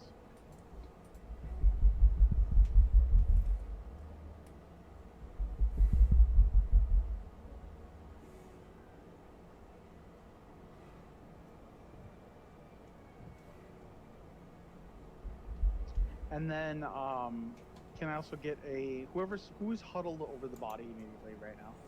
Me. They're huddled over it, and I'm standing just right behind them. Okay. So Zaris, also give me a medicine check, and Galleon, give me a perception check.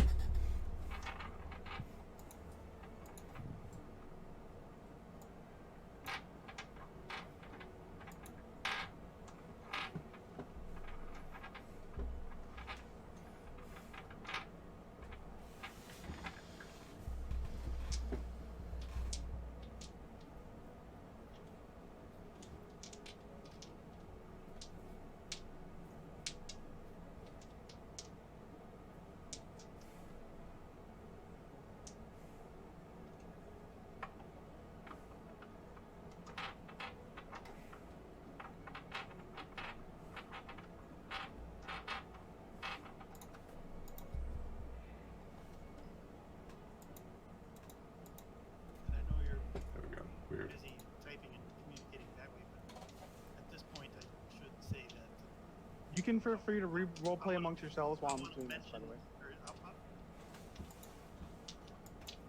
if there's not we can do, we need to press on to the sky carriage and let the guards know when we get there.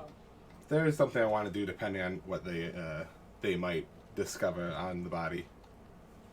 Zaris, I whispered you. Just a heads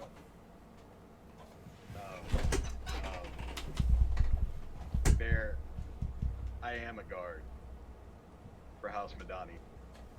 They hired the Silver Flame for the celebration. Right. But that doesn't mean we have to stay back if that's what ends up happening. No. I'm just Yep, I know. role-play communicating. Are you you're closer now, Bear, right? Have you walked up close at this point, or are you staying back?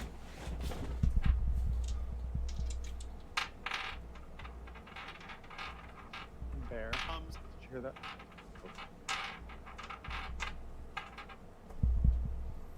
You're cutting out, Matt, if you talk. I'm staying back as basically just keeping alive, Jonah. And, You're within like 10 feet of the body now at this point, Bear. He's just standing. He stops at that point, and Eric is kind of peering around his cloak from the back. He's just kind of wide-eyed and looks pretty scared. Jonah looks pretty grim. I ask Grail, like, how does he look? Do you feel a pulse, a heartbeat, anything? He is dead.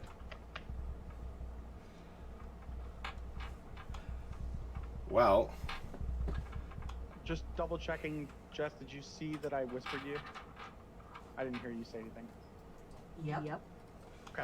I'm going to try it anyways. I'm going to kneel down and touch his body and attempt to use the Spare the Dying cantrip to stabilize the dead in case he's not fully gone yet. The magic courses through your body, and you use your fingertips, and as it touches the body in front of you, you see the wisps of the magic. Only you can see this, but the wisps of the magic just flutter into the air as if they have no effects. I'll stand up and do a deep sigh and say, I believe the assessment is correct. He seems he is too far gone to save. Can the three of you, and Bear too, if you're getting closer, can you give me an investigation check, please? In the tower? Yes, please. If I'll I just say- assume everything will be in the unless tower I unless say said otherwise. Yep, use the cool. tower. Is this for everybody? You said. This is for everybody who's close enough. I don't know if Bear is getting Hi, Joe. Well, I'm keeping a spread, Jonah, so if you say You're within 10 feet. It's up to you if you want to go closer than that. He's stopped there, clearly staring down there. Okay. Stay with him and You see the three of them kind of taking turns examining the body. In Hi, front of them. Crystal.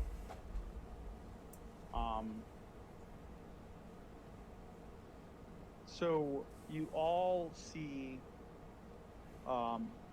basically Zaris pulls aside the front of his cloak, Her? part of his shirt. You see a Oh. wound that's just a bit No, in the both center of sides. his chest. Kind But it's in a weird shape that looks like almost like a cross. No elaborate. Just Thanks for like the a host. cross or like a plus symbol. I tell the boy's father to please cover his eyes because he doesn't need to do it. The father, any Eric. perception or medicine or anything understand more about this? We'll What get might there. have caused it? We'll get there. You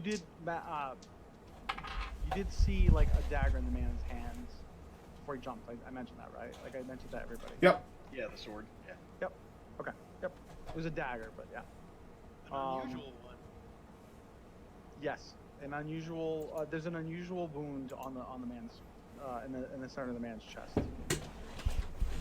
or a bit off center of the man's chest. As you're leaning in, go ahead. Nope. They can't. Go ahead. No, go ahead, Zarya. Zaris, I'm sorry. This doesn't seem speaking lightly.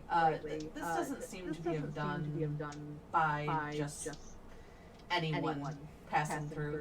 This seems very clean and very professional, if you would. I agree. It doesn't seem like just a random happenstance that happened in passing. This was most likely a target. More And- reason and- to push on and get Jonah and Eric into the sky. I agree. We will have to make haste here in order to not miss our ride and ensure the safety of the commoners. Is anybody doing at this moment doing anything else with the body? Nope. I've already. Searching him, can you describe- Whoever's searching him, describe your search for me, please. That would be I know Cody you found the probably. wounds. But beyond that, if anybody else is Zaris is also looking at him and Yeah, looked at I'm him, gonna. Bear's kind of looked at him from distance. Yeah, you know, they've looked at. They were looking for wounds, looking for medicine, but I'm going to see if there's anything else on him. I'm going to look in the pockets. You know, I'm gonna mildly say out loud, like, obviously he's from a house with the marking. I wonder if he has any type of identification on him. If he's a noble, because obviously I'm gonna maybe look for a residual ring on him, or you know, as I said, identification or anything else he might have on him. Can you give me a perception check, please, in the tower? I look over at Grail, jokingly, but I have a smile, say, "This isn't what it looks like. It's just rifle."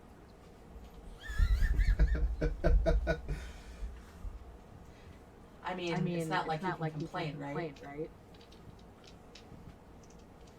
Zaris, you're searching the body in front of you. You reach into one of his trouser pockets and you feel something that feels wooden. And as you pull it out, are your dancing lights still around? Yep. I'm making sure they're still hovering around us. So as you pull it out of his pocket, you have like a wooden shit in your hand. And if you look closely at it, Did you say shit? Or did you say shib? chit, C-H-I-T, Oh, Okay. a wooden shit. I was just like, I have a pile of voodoo in my hand. Shit. Sorry. I know. It's a chit. Yep. It's a voucher. Okay. It's a wooden voucher. And on it reads, "Good for one free drink at the Rat's Paw." Can you give me a? Intelligence or wisdom or something. Hang on a sec. Insight? Yes, insight, please.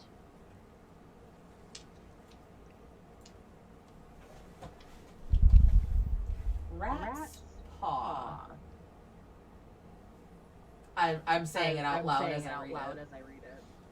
What have you found? You clearly know that that's a tavern in the Khalistan district of Lower Dura. In fact, Lower Dura is kind of where you're from. You're below Lower Dura. This is funny that a house has an invitation to a drink pass to a tavern. Well, in my neck of the woods, and I don't walk around here, if you know what I mean.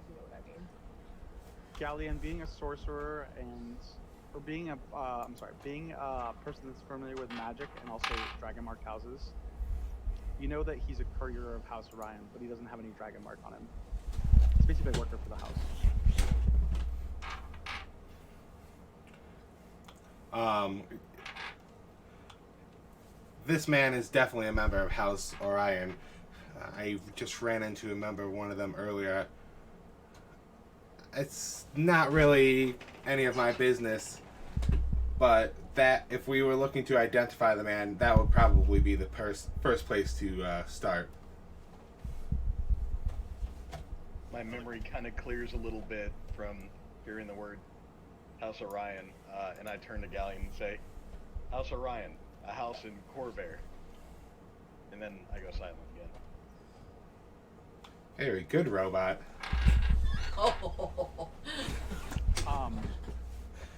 As you both finish saying that, you all hear above the thunder of the thunder's calmed down a bit, the lightning's starting to calm down. The rain's still coming down pretty steady, but you all hear the clank of boots. I'm gonna immediately look and kind of snapping you away from the body. Yeah. I quickly turn Behind us? Both- towards the sound, both and I both pull my behind sword you. and shield. Both behind you and in front of you. Pincer attack. No, not necessarily. No. Guards. I call out to them. I'll stand up and kind of wave my hand to guide the lights to spread out along the bridge a little bit more to add more illumination across the bridge. So in front of Whisper to Zaris, but I wouldn't go away. Not whisper, but mumble. so you see in front of you and behind you, you see 4 heavily armored figures in front of you and behind you. And as they move closer, with your dancing lights spread out, you clearly see the City Watch sigil on their shields or on their breastplates. Damn, what time is it? It's about like shortly after midnight at this point. I call out to them, sit and wave to them. Over here, friend, watch. Well, we're not past the curfew, so they must be here for a different reason. Coming in front of you, away from in the direction of the sky coach, you see an old, like middle-aged dwarf approaching you in like the nicest armor of the group, with another guard behind him that looks really young, in kind of like shoddily put together chainmail or scale mail, I should say. I call out to him, say, Hail Watch, I am Grail of, sorry, my brain just shut down. The Silver dwarf already Flame. has his mace and shield drawn. And he's looking at you warily as he's approaching, glancing at the 4 of you, and the boy and Jonah, and then back down at the body, and looking back at you. He's got like a sneer on his face. I put my hands up in front of me towards them. I say, there's been an attack. He is we witnessed, or like we came upon this man crumpled here, and a figure leaving. He seems to have been stolen from. All right, Street Rat. Yeah, there's been an attack. That's fucking obvious. He looks down at the body. He's within like 10, 15 feet at this point. He's not like brandishing his weapon like he's about to attack you. He looks pretty confident. There's 8 total guards around you. 4 in front, 4 in back. All right. You have to believe us. What? Cavill, you believe this shit? She's already spouting excuses. All right, what'd the man do to you, little girl? What did he do? I step in front of Zarius and start to explain to the watch what happened and tell them we did not Explain it, commit any Cody. crime. Explain it, Grail. Don't emote it. Explain it. Sir, we came across a man standing on the top of the bridge with a dagger and found this body there. The man jumped off of the bridge. I am Grail, the Silver Flame. Go and actually take off my shield and show him my sigil. I was hired by House Madani to help protect the festivities. At which point this floaty pops out. There, you clearly feel the man Jonah stiffen next to you, and he actually like turns and like whispers to his boy, and he's like looking like around like he wants to dart. He just doesn't want to have anything to do with the guards. Like he's clearly uncomfortable, but that's not uncommon because it's known that the Sharn City Watch is Dicks. easily corruptible.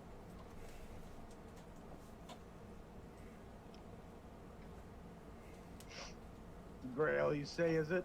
Tool? Yes, I am Grail.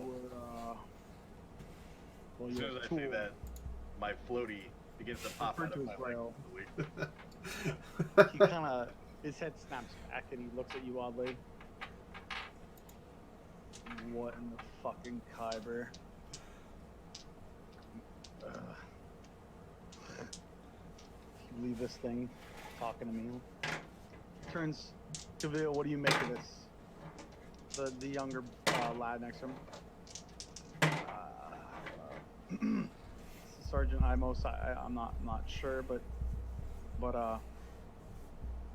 just let me take a moment to put my thoughts together.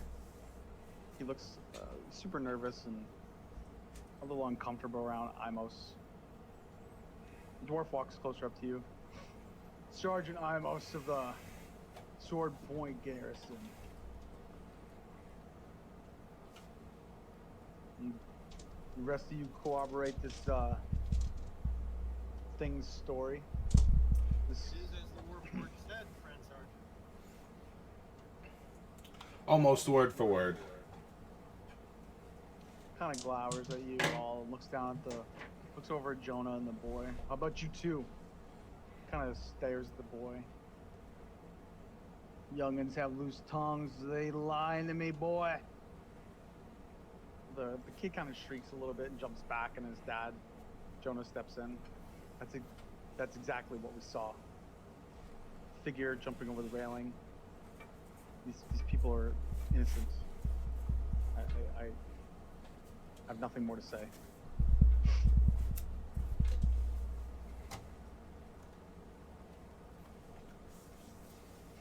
So, Imos kneels down next to the body, and Cavill moves up as well. Imos begins like searching through the body, looking at, clearly sees where you opened up the shirt to see the chest wounds. Kind of crumps at that and looks all back at you all again. Puts his weapon away. Like picks it off the ground because he set it down while he was looking at the corpse, and puts it away and looks all around at you.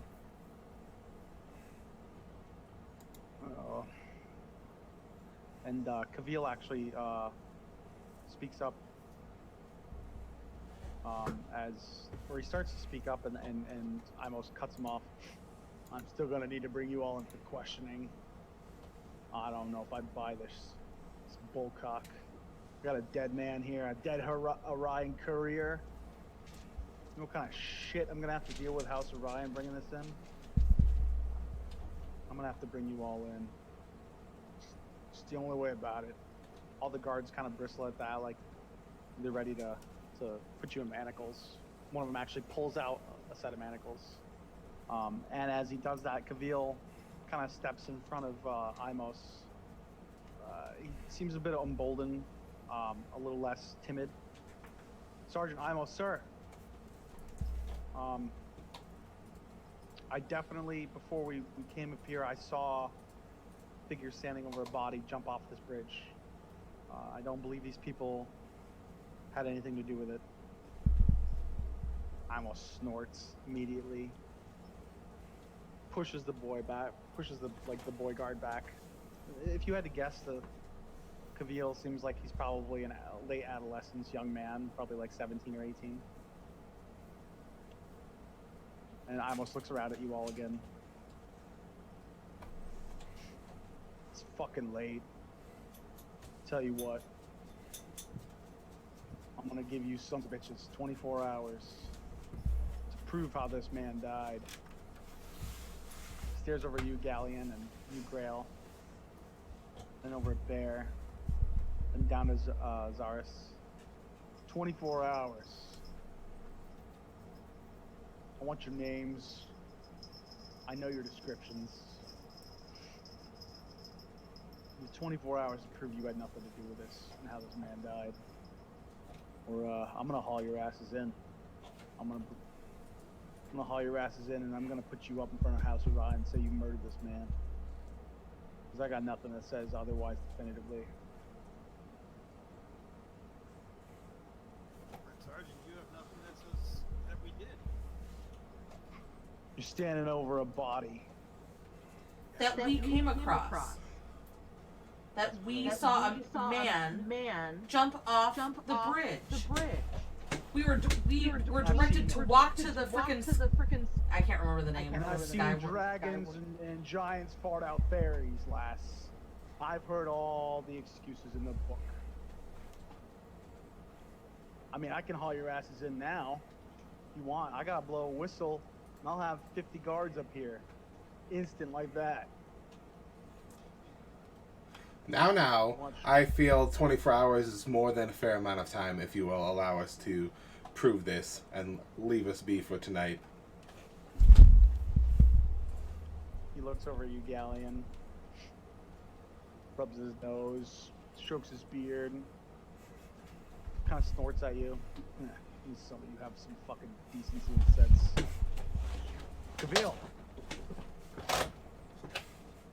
You know what?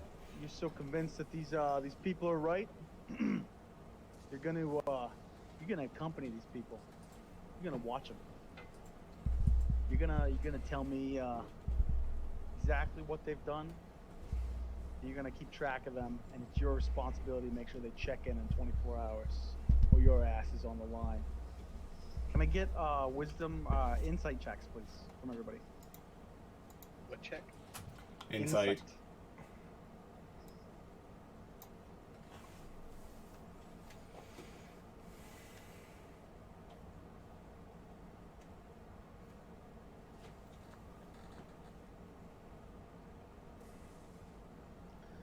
So you all kind of get a sense,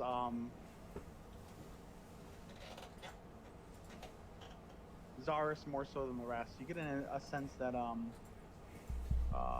Imos is definitely pissed off at Kavil, and he's not too happy that his subordinates stood up for you, and he's putting Kavil's neck out on the line, kind of setting him up to be a scapegoat if you guys don't come through.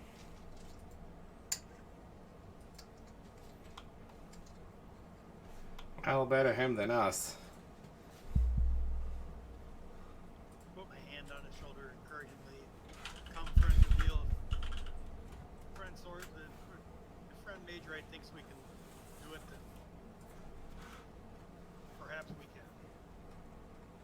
Kavil kind of nods at you and smiles. He seems comforted by your hand on his shoulder and kind of stops staring at Imos. He definitely looks a bit shaken. Imos waves the other guards and 24 hours, Kavil. Make sure to get their names, I know what you people look like. I really don't need any more fucking paperwork tonight. I want to go sleep. Starts walking away. The other guards walk past you, following him. And then he's not gonna do anything about the body laying here? Lazy ass piece of He shit. he clearly only cares about throwing people in jail and not actually solving the crime. Yeah, that's what all the guard does. Give me a second. I'm gonna use the restroom. Talk amongst yourself while I'm going pee. Cavillo's Okay. kind of, he's looking at the body. He starts, kind of like putting the things together. Seems like he's gonna deal with the body, or you get the inclination that he's getting the body ready to move. Do you need any help, lad? I hate to break up the moment, but we do need to continue on Sky here. Yes, it would be a shame to get out of the Night's Watch, get out of their pocket, and only to in an hour get arrested for them for being out past curfew. I agree. We should be gone.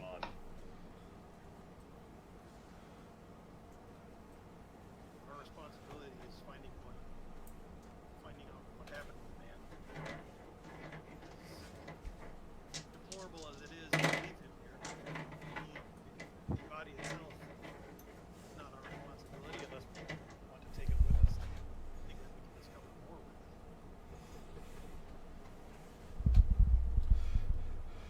I feel the first place we should head to is the location of the tavern that he had a coupon for to find out some more information about. That will be a good place for Cavill to find us after he takes care of the body, since he is our new bodyguard. That's true. Would you all like to meet up at the level where the tavern's located? I can let y'all know where it's at if you're not familiar with the area. I believe that would be the best course of action. Agreed. What should we do with Jonah and Eric? Well, obviously they're Get good. them to the Sky Coach. Yeah, and the head Sky for Coach. sleep. I agree. Once we get them to the Sky Coach, I'm sure they have somewhere they need to be. We'll have to, once Garrett gets back, check with Camille, make Yep. sure that's okay. I was really hoping you'd let me Technically, they use were here persuasion finally.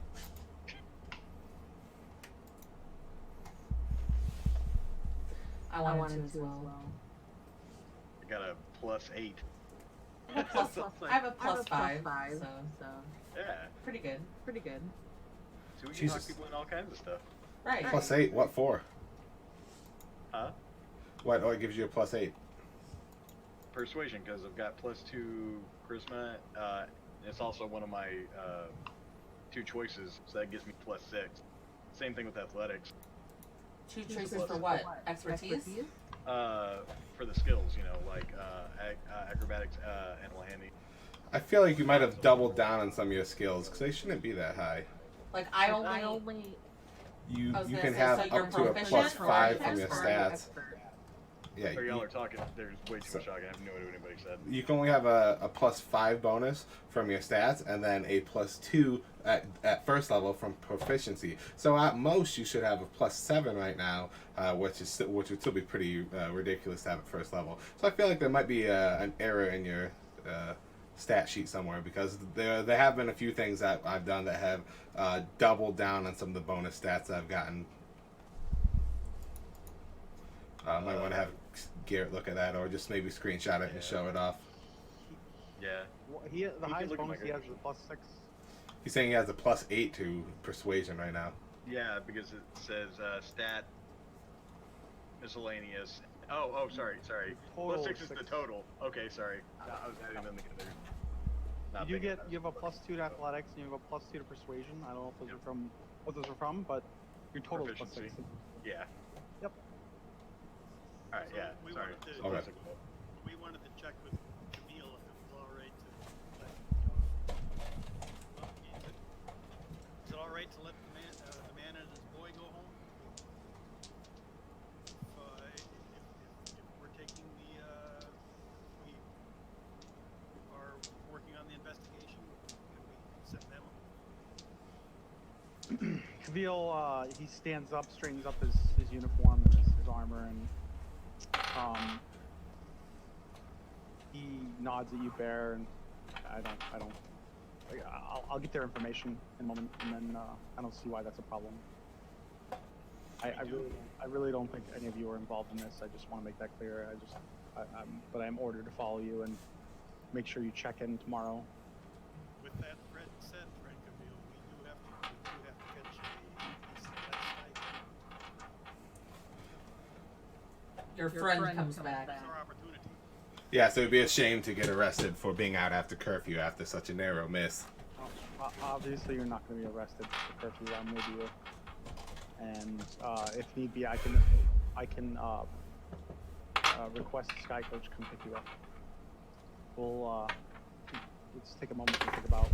I think you should be thinking about how you're planning on proving your innocence, because I don't think that anything I'm going to say is going to help you in the eyes of Imos or his superiors.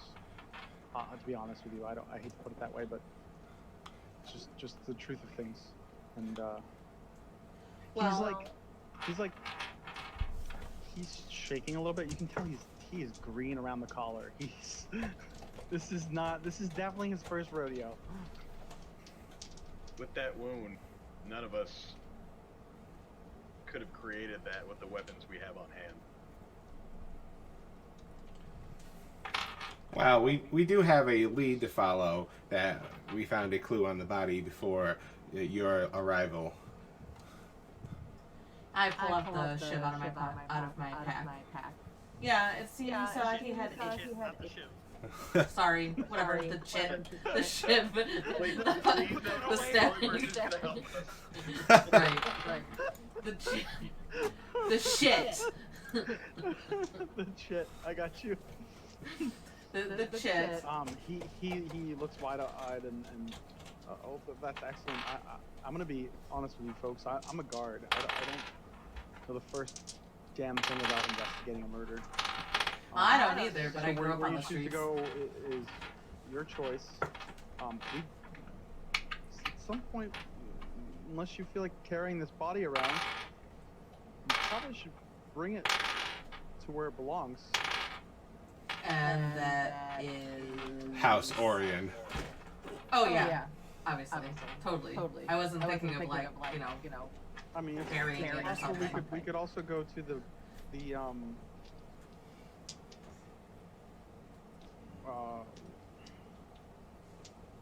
we could also go Take to it the to a Sword temple. Point Garrison in the Central Plateau and leave the body there and return it to the house later, but I don't know how much they would appreciate that or how Stinky it well will get. the body would be.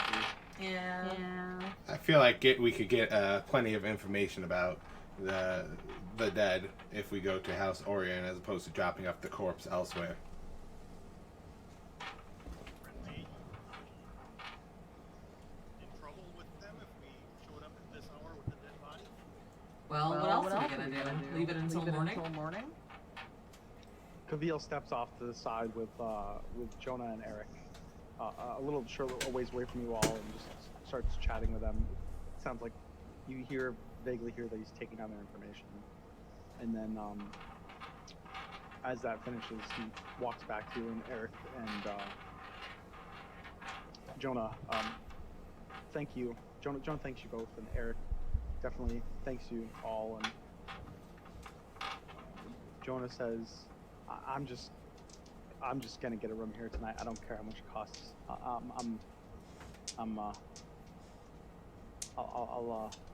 I'll be all right. And he starts to walk away with Eric back towards the district. My flotation device. This. Shh. I think it's still wise, even though it will be late to first stop by House Orions. There will be people manning the post at all hours, so it won't be too inconvenient for them, especially when we bring back something that they would like to have anyways. I would hate to have more enemies than we currently have. Bear is unfamiliar with this city. Is this house on the level that we're at now, or do we need to take the body out? Sky. Either or, it'll probably be empty since our friend is gonna more than likely have to order one for us. So I don't think running into anyone else, hopefully, would be an issue. Obviously, out of character, I don't know where that is, but I'm sure the Sky Coach will get us there faster than any other way, regardless. Friend revealed. Do you remember where we can find housing? Can I please get all your names first? So I don't have to wonder who I'm talking to. I need your names anyway. I thump my chest and say, Bear. Certainly, Galleon Fargasta. He nods at Galleon.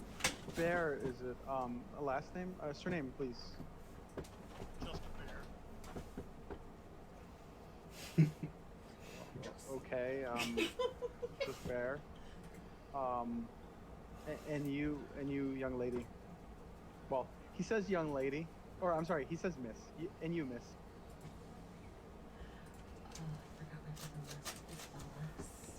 He's talking to you, Zaris. I know, I forgot my last name for some fucking reason. Pilatus, I think? Something. Did you write it down? Yeah, I'm going. character I sheet? forgot. No, not in my one in here for some reason. Yeah, just open the other one that you made. It's no worries if you want to think of time to think of your last name. It's fine. Ask Cody first. Zaris Valati. Can you spell that, please? Xaris Last name.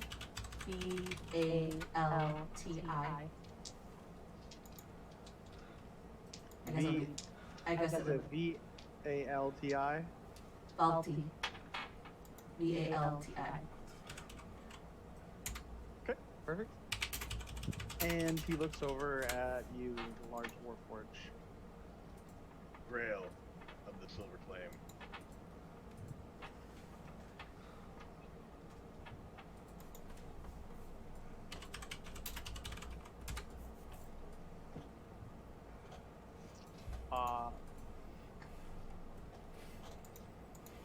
Okay then.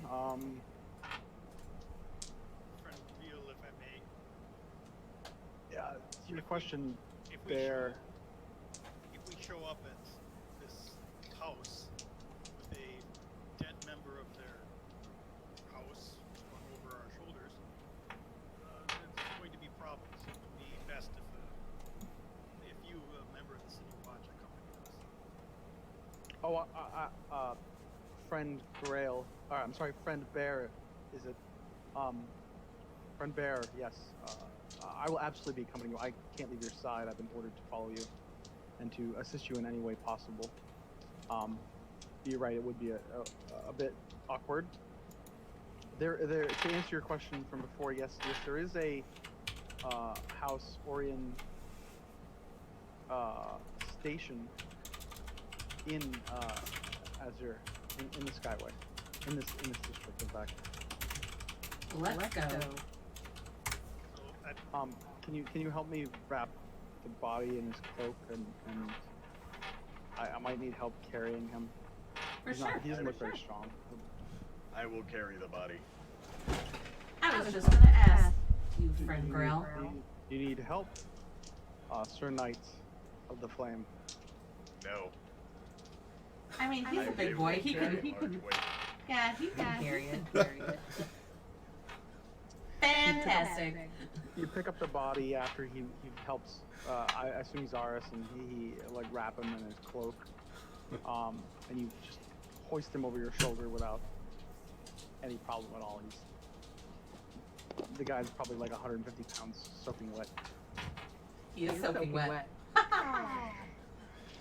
Got him. But And Kavil is kind of tapping his head, and he's like, I'm pretty sure if we go back that way, he's pointing towards the park, and we'll turn down a few streets, and I believe that the the house, their station in this district is there. Yep, that's about where it's at if I recall correctly. It's I a bit usually late. travel the alleyways, so. It is late, but most houses do have someone that handles their reception area even in the wee hours of the morning, because houses are mixed up in a lot of things, as you probably all know. No disrespect meant to anyone from a house, please. Nope. No disrespect here. I don't belong to anyone. None taken. I say with that, shall we? Step off to the side and stretch out my arm kind of in a after you sort of. Kavil starts walking in front of you all, kind of glancing back at Grail, just kind of shaking his head at how easily he's carrying the body. I would like to position myself so that I'm last behind the rest of the group Taking up the rear, I gotcha. before I'm too far away. Just scan the area one last time, see if anything else noticeable that may have been something falling out of his pockets or anything like that. Can you give me a perception check, please? I was actually gonna ask to do that too. But,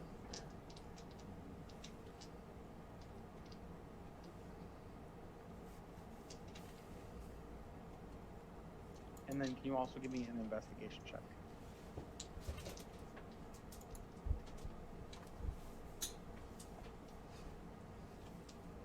You rolled those in the tower, right? I did, yes. Okay. Upon glancing at the ground, you notice something metallic catch your eye, and there's a bracelet with a silver bracelet with a gold and silver leaf dangling from the bracelet. Grab my walking staff near it as I bend down and pick it up. Bracelet. Are you clasping it in your hands, holding it up so other people can see, pocketing it? Clasping it in my hands, and you know, like clasping it in my hand along with my staff, like trying to basically pick it up surreptitiously, so we can examine it. So it's basically hanging out of your hand as you're clutching your staff. Like, it's not like in the palm of your hand. Like, it's Right. the chain is in your hand and the leaf is hanging out. Galleon, please give me a perception check and a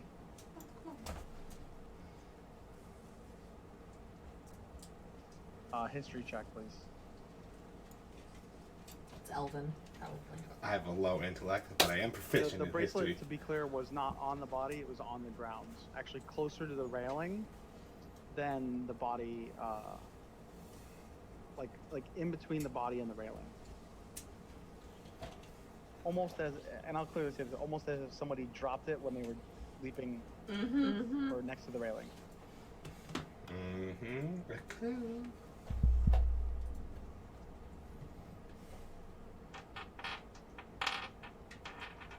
I was gonna ask if I could make a perception check, but because I was going to, but I don't know.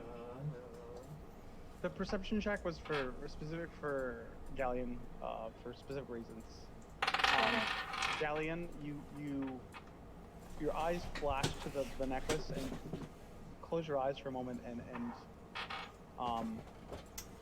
you're just a brief memory flashes in your mind. You're playing outside in a state with a young woman.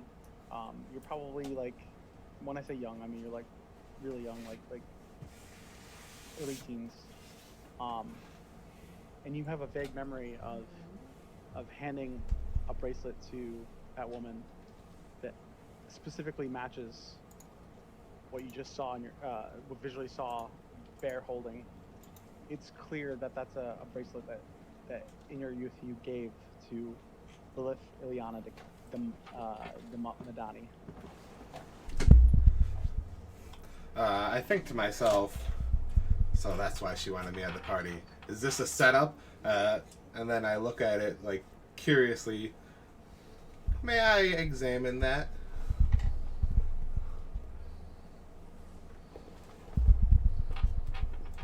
Talking to Bear, who has it. I'm sorry, what'd you say? May I examine that? I glance at Kavil, just curious if he had noticed what's going on. He's kind of walking. He's sort of slowly walking forward. He's not really paying attention to the evidence so much as just making sure that you're not that you're following him. That's why, like I say, I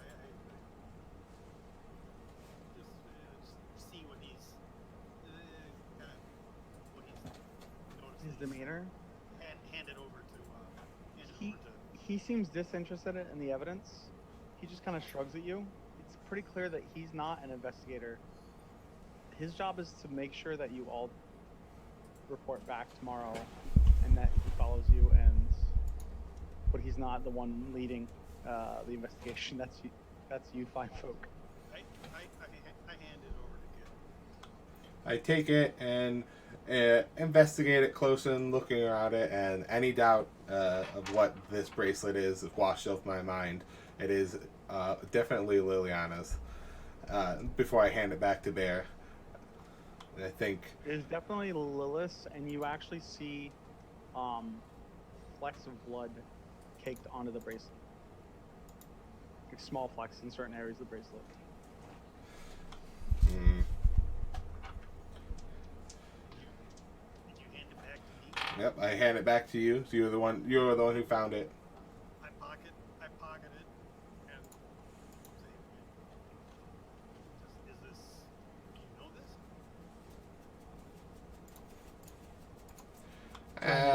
Talking.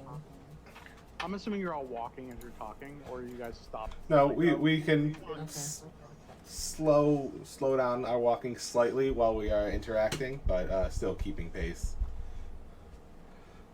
And I say, hey, seems like it may be vaguely familiar, but if it is, it's something from long ago. I can't quite put my finger on it.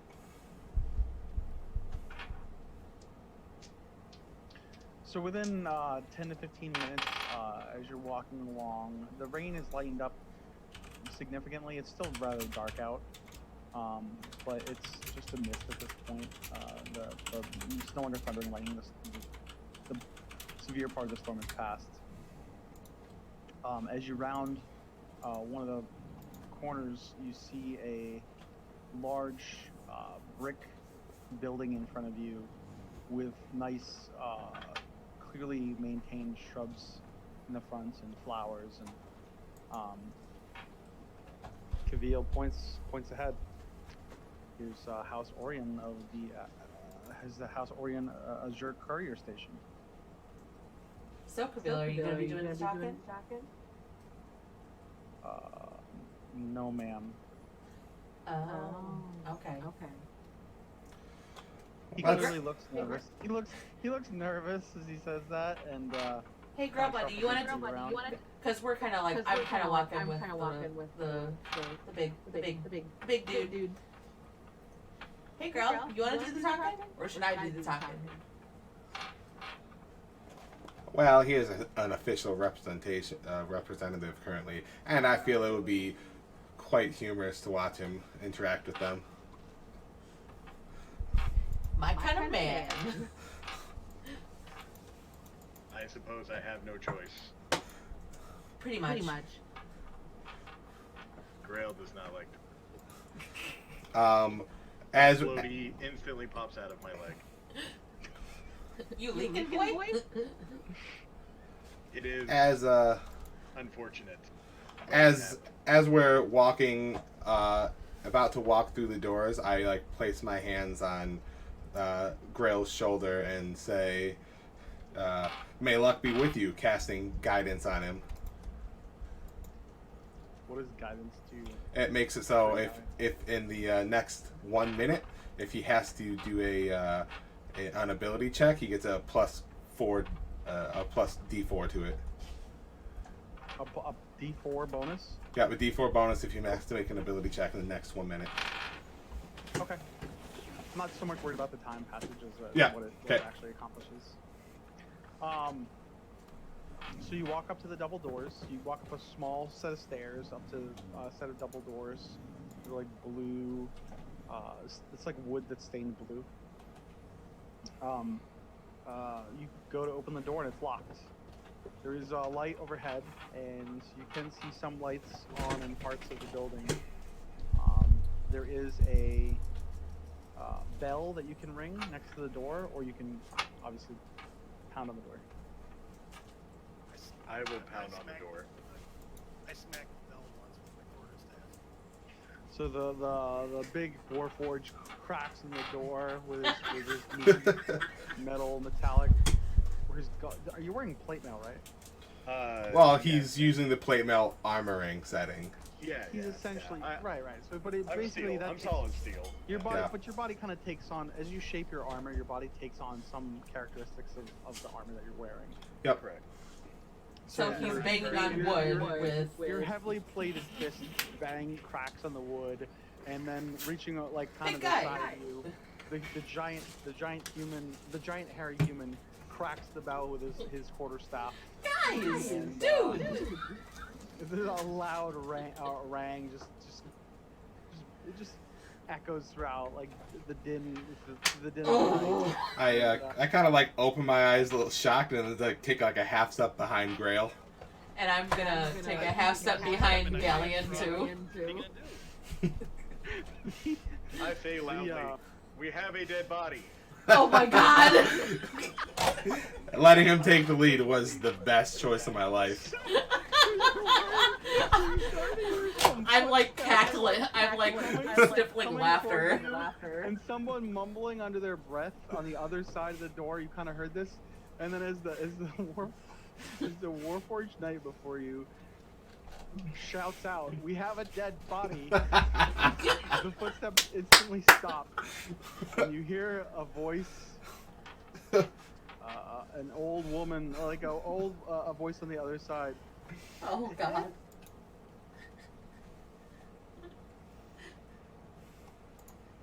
Excuse me. What was that? Hello, madam. We have a dead body. I don't know if this is a prank, but I'll call the guard. I'm not. Kavil walks up next to you. Go ahead. He walks up next to you as you're saying. Knights of the Silver Flame do not play prank. All right then. You hear her. You just clearly hear a bunch of things like being unlocked on the other side, like deadbolts and the chain being unlocked, and the door like partly swings open, and there's still one more chain holding like the door, keeping the door from opening all the way. She peers out, and she sees 6 foot, like ginormous, with a giant cloak wrapped. towards the dead body. Kavil is standing next to you. He does look at the woman through the crack and nods. I'm Kavil, guard Kavil of the City Watch. This Warforged speaks true. We do have a dead body, and we need to speak with someone within your house to report something.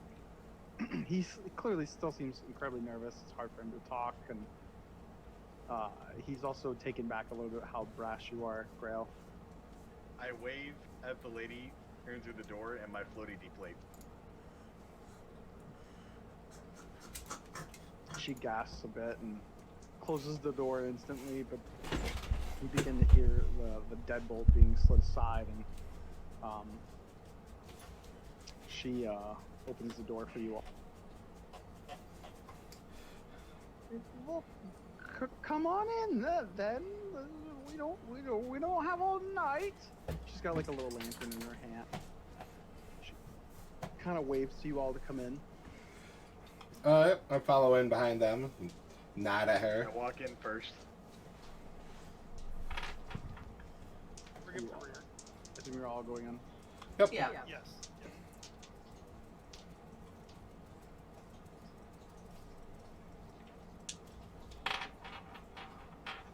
She quickly ushers you into through the front doorway and into the main corridor, and then off to a side room that looks like some sort of meeting room. She opens the door to the meeting room. You see some comfy chairs and a large table in there. I lean over to Galleon. One copper says he puts the body on the table. And I instantaneously dump the body on the table. I look at you and say, to be fair, I was not going to take that bet anyways. Before you do that, Grail, there is some food on the table. There's like fruit and nuts. And He's still going to do it. I don't sweeping care. them aside, or you dropping the body on top of them, or I drop him as is on the table. fruit and all. Does any food go flying past like me? on 'Cause top of the fruit? Correct. Or okay.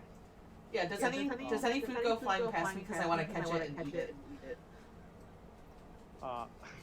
So the body slams onto the table in front of you, or do you like slam it down, or you just gently? No, press it no, down? no. Just like plopped. Plop is Okay. the term I would. Plops the body on the table. A bowl, a wooden bowl with oranges, flips, and oranges go, like a half dozen oranges go flying through the air. I'll also catch one. The old lady is just she gasps. Oh, that's quite rude of you, lad. But I'll go get someone. Just give me a minute. Please clean up the mess. Sorry, ma'am. He's very strong, but he's lacking in the upstairs. She's mumbling under her breath. She can't quite hear you. She's clearly hard of hearing. Bear's picking stuff up. She closes the door behind you. Can I get a wisdom check out of you all hear like other sounds, like people talking in other rooms. So it's not like dead in here. Like there's Just definitely other people straight in wisdom. here. Give me an insight check, please. All of us? Yes, please. So we can hear people talking. So You can hear people vaguely talking in other rooms. So Bear and Galleon. apparently I really should. Bear and Galleon, you kind of realize that her goal is definitely to kind of put you in a side room to kind of hide you guys out of the way. Because you don't seem like a really reputable set of individuals, and it's clear that they're normally dealing with business from high-class clients, and they want to kind of get you guys out of sight. Especially with the fucking dead corpse that you just threw on the table, Grail. Yeah. I pick up a couple of oranges and start peeling one. I'll take a seat at the table as far away from the dead body as possible, kick my feet up on the table, and say, yes, it seems like they really didn't want us walking around here with the dead body in plain sight of the more higher-ranked clientele that I'm sure they're dealing with. As you look around the room, there's the sideboard with the fresh fruit. There's off to the side. There's another small table with some sweet creme-filled pastries. There's some sort of canister, like a large metal pot with some steaming liquid coming out of it. And you can all smell it's some sort of tea. I'm gonna get up and partake of some of that, the tea and the food, since I was too busy at the party trying to locate my friend instead of eating from the free food that was there. Okay. Eating the food and relaxing for a moment, it's as though you all had like a long rest. Just Excellent. out of curiosity, Not that we needed it, but I just want to really check out stuff, see if there's anything else besides food around in the room. Nope. No, okay. It's pretty bare. There's some plants and stuff like that. It's a very comfy room. It's a meeting room. Nothing of note though. Nothing of note. If you drink the tea, it's black root towel with sweetened with honey. It's particularly Yum, yum. refreshing, especially since you've been out in the pouring rain. Warms you up. Oh yeah, with honey. Yeah, fuck yeah. So several minutes have passed. Do you all want to talk at all before that time has passed? I'm just going to enjoy my tea while I absorb the situation. Yeah, I grab some tea too, and grab a pastry, and sit down with my fruit and pastry, and I'm also kind of sitting next to Galleon, farthest away from the body mostly. I'm going to turn to Zaris and ask her, did Grail do wrong? Usually people don't put dead bodies on tables. Because that's where especially if there's food there. Yeah, especially if there's food there, like, yeah. But, next time just try to make sure that there's no food on the table. Normally, I would have taken him and nailed him up against the wall. Ah ha ha! No, don't listen to crazy man over here. Is that what most people would do, Kelly? It depends on what you consider most people. Grail does not understand. Don't worry, next boy. time, You did a fine job. Shut up! Thank you, friend Galleon. I appreciate it. What's Now Bear then. doing? Bear is just standing out of the way, kind of back against the wall, looking Crying in the vaguely corner. embarrassed at the circus that's going on around him. The disrespectful circus with a dead bot. Yeah. Yeah. Okay. Several moments pass, and then the door clicks open, and before you is a woman, probably medium build, close to 6 feet tall, Damn. wearing some sort of formal clothing, like noble clothing. She clearly looks like a Brellish human noble. And she walks in and takes a seat at the head of the table.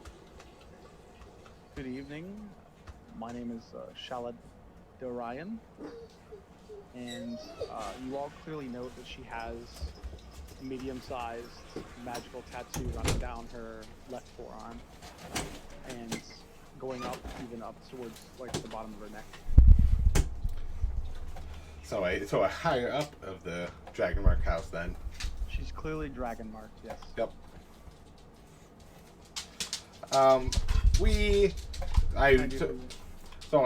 stand up, even though I asked Grail to do the talking. Clearly, I'm deciding that's a bad idea. So I stand up and I go, good evening, my lady.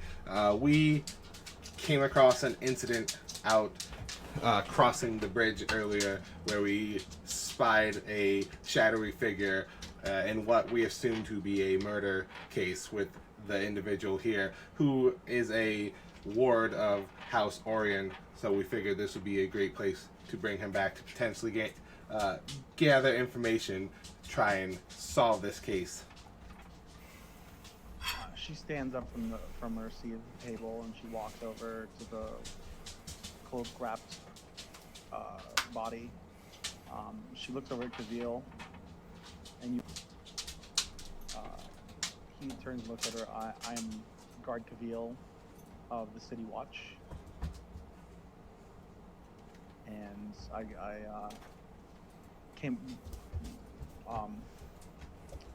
My patrol came upon these folks, I believe, after the murder happened.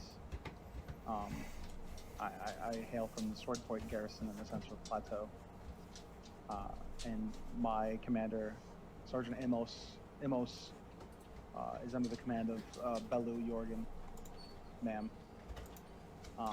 She nods at him and looks back at you, Galleon. As she starts to undo, she kind of looks at the body and she looks like she's waiting for you guys to unwrap it. Like she's not touching it. I was. So I'm can gonna. I pull the cloak back a little bit from his face and say, "Do you know this man?" As you pull the cloak back, he's drenched in water, but I assume you kind of reposition him in a little more respectable way, like not just fucking slumped on the table, or do you just leave him the way he was? Well, I You're gonna have to stretch him out a little bit so she can actually see his face. so in doing so, I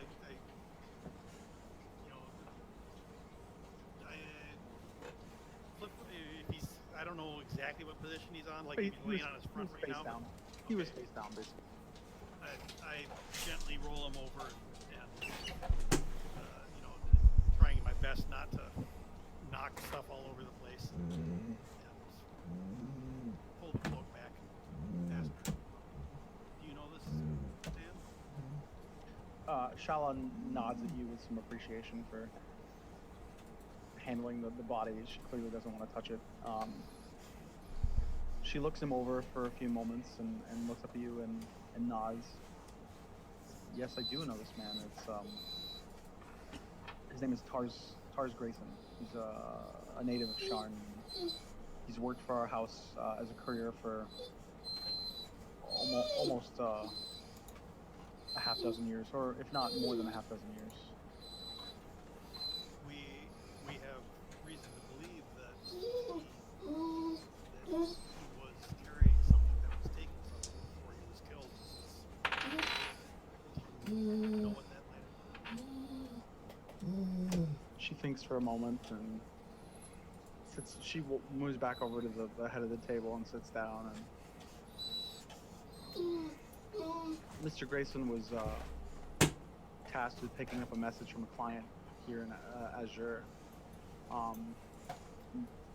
But due to privacy policies of House Orion, I cannot share the client's name. Nor do I know the destination, other than it was in the city.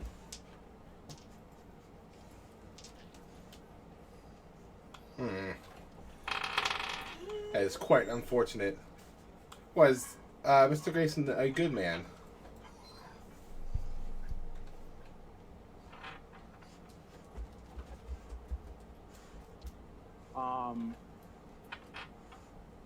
I don't see how Mr. Grayson's demeanor is any of your business. I'm just trying to. We've been tasked with figuring out the case, unfortunately. So I'm just trying to figure out if potentially if that is the only reason that he might be lying here on the table tonight.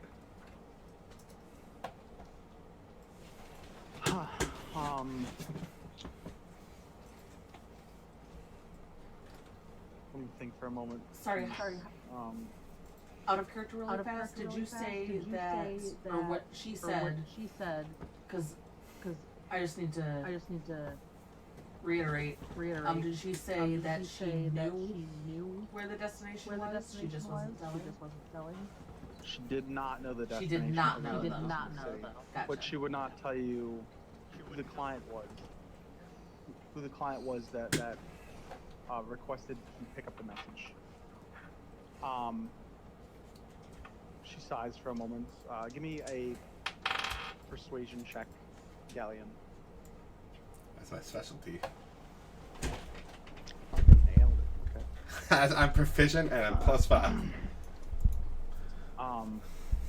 She seems reluctant and wary of you, but you kind of get a feeling that she wants to be helpful, at least somewhat helpful. Mr. Tars Grayson, he has a fantastic record as a courier.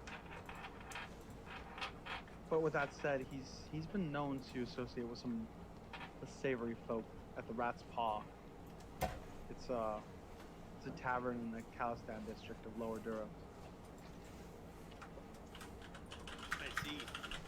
His- Pulling. his- I'd like to pull the Oops. necklace out. I didn't mean to say that in Celestial. Recognize this. Whoops. One moment, please.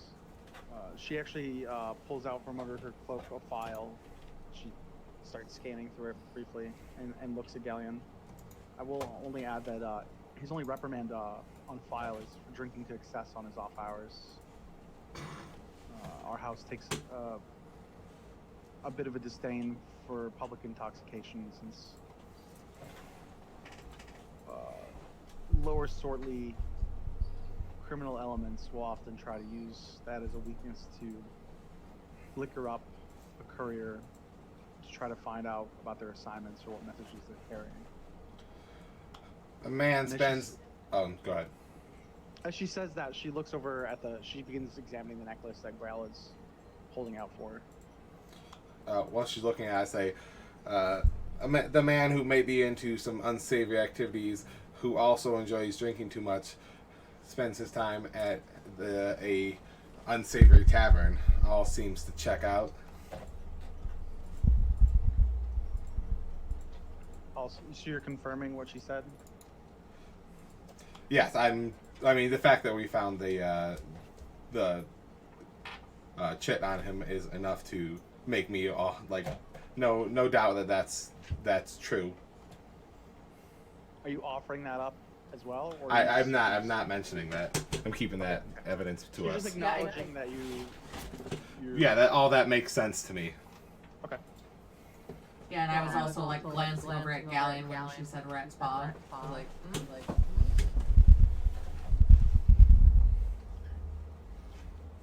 She, if you allow it, Bear, she reaches out and holds the necklace for a moment and begins to examine it closely, and then she hands it back to you. I don't recognize this piece of jewelry. can I discern if she's lying?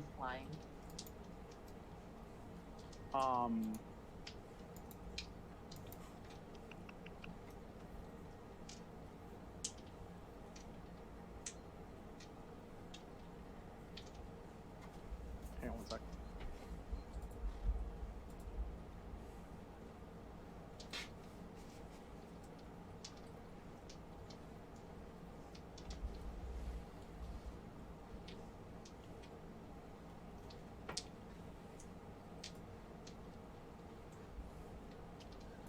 You don't get any inclination that she's lying.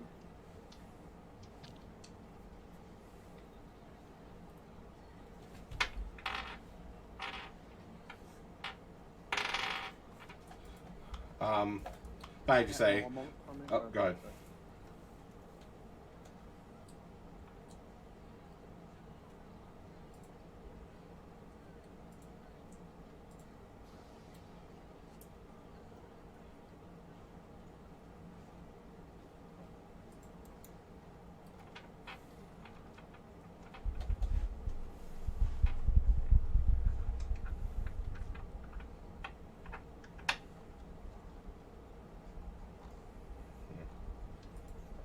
I could change this up too.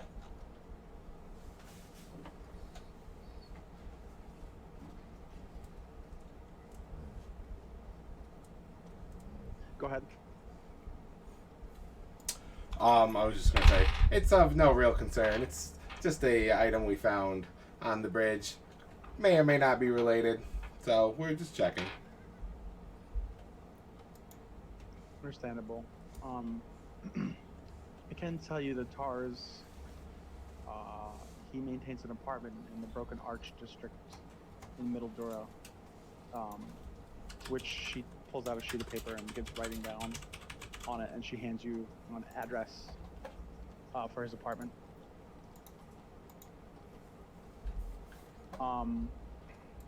She also looks back and forth between you all, and she looks over at you, Bear, and back to Galleon, and sighs a bit, kicking her feet up on the desk or on the table.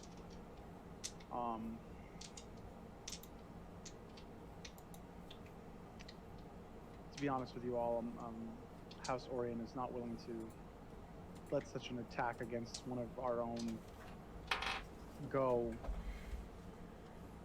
and I would like to get to the bottom of this. As would we. She pulls out another sheet of paper and she writes some information down on it, and she hands it over to you, Galleon. Do you read it out loud? Do you read it yourself? I will quickly read it to myself before I decide to read it out loud.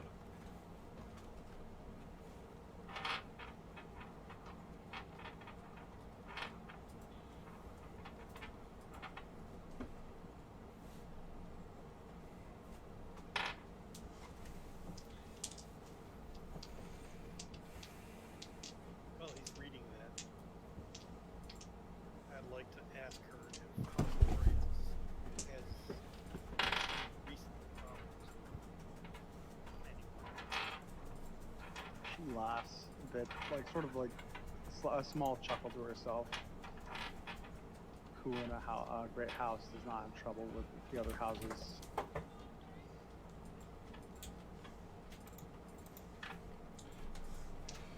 So, I mean, unless it's got something really questionable on it, I'm fine with reading it. I'm not sure if you were going to whisper it to me or something. Hang on 1 second. I am. Okay.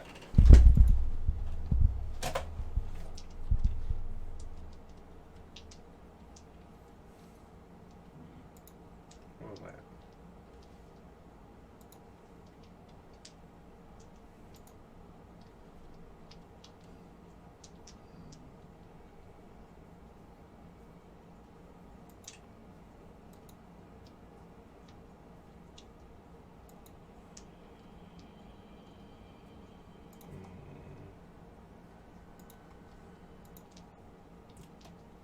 Not that one.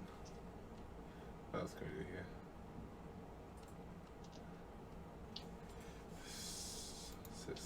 That's music. The way I they want lay music. this out is awful, by the way. Yeah. It's not. It's just like,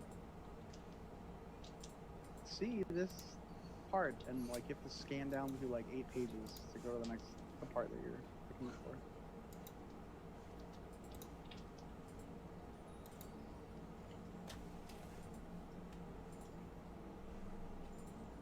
That's a weird one too. I'm gonna have to learn this a little bit more. Bear has to pee. Bear will be right back. Okay. Which is not something I said in game. I guess this isn't fine.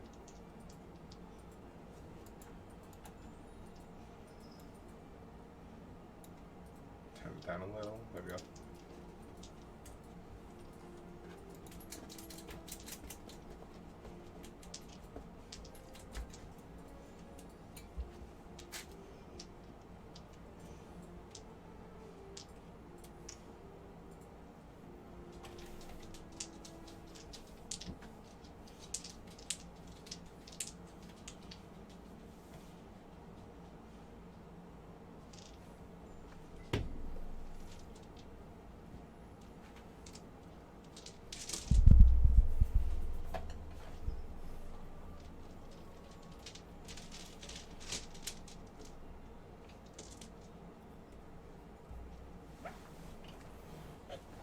I sent you your message, Galleon.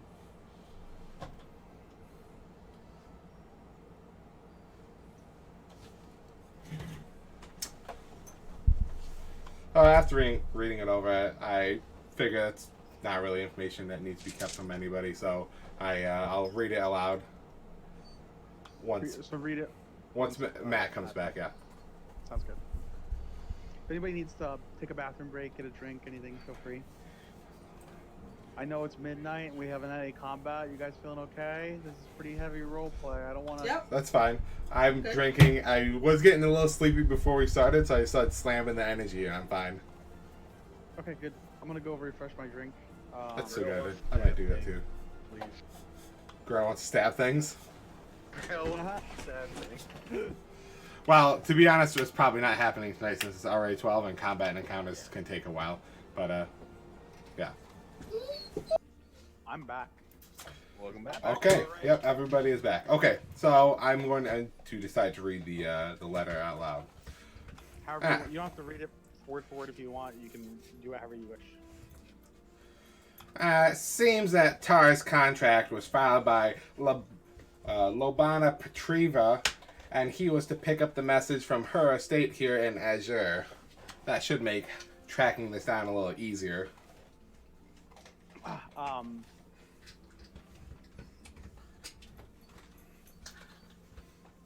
Shala kind of raises her eyebrow and kicks her feet up off the table and stands up.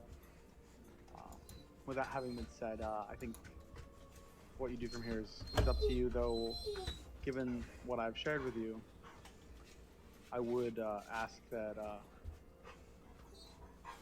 if you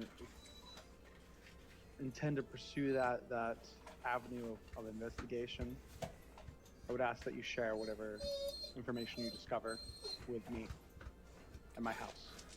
And with that, she walks towards the exit of the room and says, I'll send someone by to collect the body. It is super late right now. It's almost 3 in the morning at this point.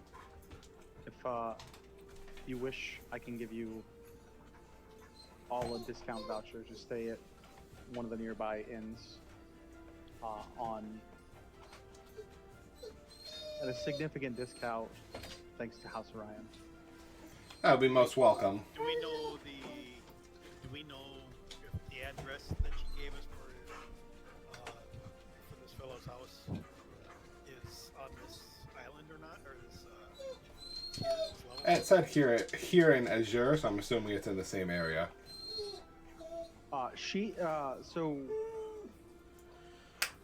Lobana Petrovna, her estate is here on the third level. If you're talking, Matt, you I'm talking are... about Broken Arch. the ex-courier. Yep, Tar's Grayson house. His is in the Broken Arch district in Middle Dura. Zaris, you're very familiar with that area. Mm-hmm. It's your stomping grounds. Okay, so I want to say, Galleon having said that would be very much appreciated. I mentioned to him, well, we are on a. I think we need to, follow up on some of this other information. And I agree. I don't think we'll get much information from any of our other locations unless we swing by the tavern. That is the only place we'll be able to extract information this late at night. That said, we do also we are all living beings other than Grail over here, and we will require sleep at some point. The 24-hour mark will be around midnight as well, and it would be great to be rested at some point in time here so we can have a full day of investigating. When you mentioned the 24-hour mark, Kavil is off to the side. He's just been munching on some grapes. He kind of perks up at it, and he's, I wouldn't think that I most meant specifically 24 hours from that mark. More than likely, since he was a little drunk at the time, he's talking about from the morning, because he's gonna go home. He was awoken. We got woken up in the guardhouse.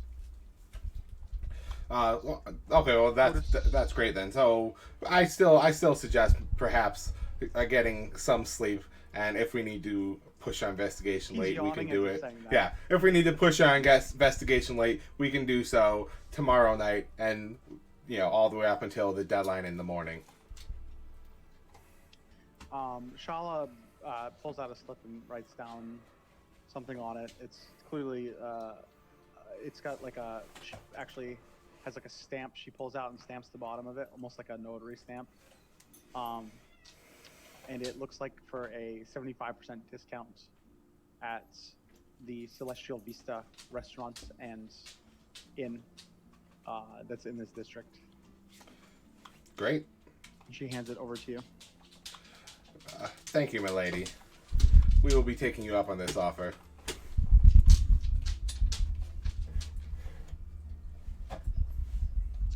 With that, she leaves. Do you have any more questions for me? I intend to go to bed. And no, that will be enough for tonight. We have plenty of leads for the morning. Do you need anything off of our poor departed Mr. Grayson before any evidence or anything you might need in your investigation before I have someone come and collect him and his things? As far as I know, he was thoroughly checked. So unless anyone else has anything else they would need to investigate, I believe we are all set. I'll give him one more over, I guess. You don't find anything of significant value on him or anything else Okay, other okay. than basic things a courier would have on. He might have. He has some coin on him. It's not a lot. Do you leave it on him? You want to roll a sleight of hand check and snag it? You can whisper me the answer to that, Zaris.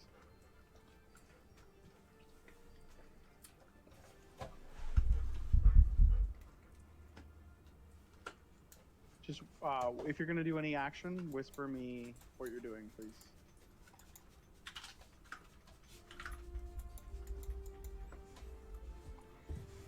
How do you whisper the DM? You say /W and then GM, like space, GM, okay. space, Okay, got message. it. How do you whisper? Oh, Just /W Backslash- GM. Yeah, /W, then space, then the person's name that you want to do. So for Garrett, it would be GM, and then space, and then the message. The same way you whisper in World of Warcraft.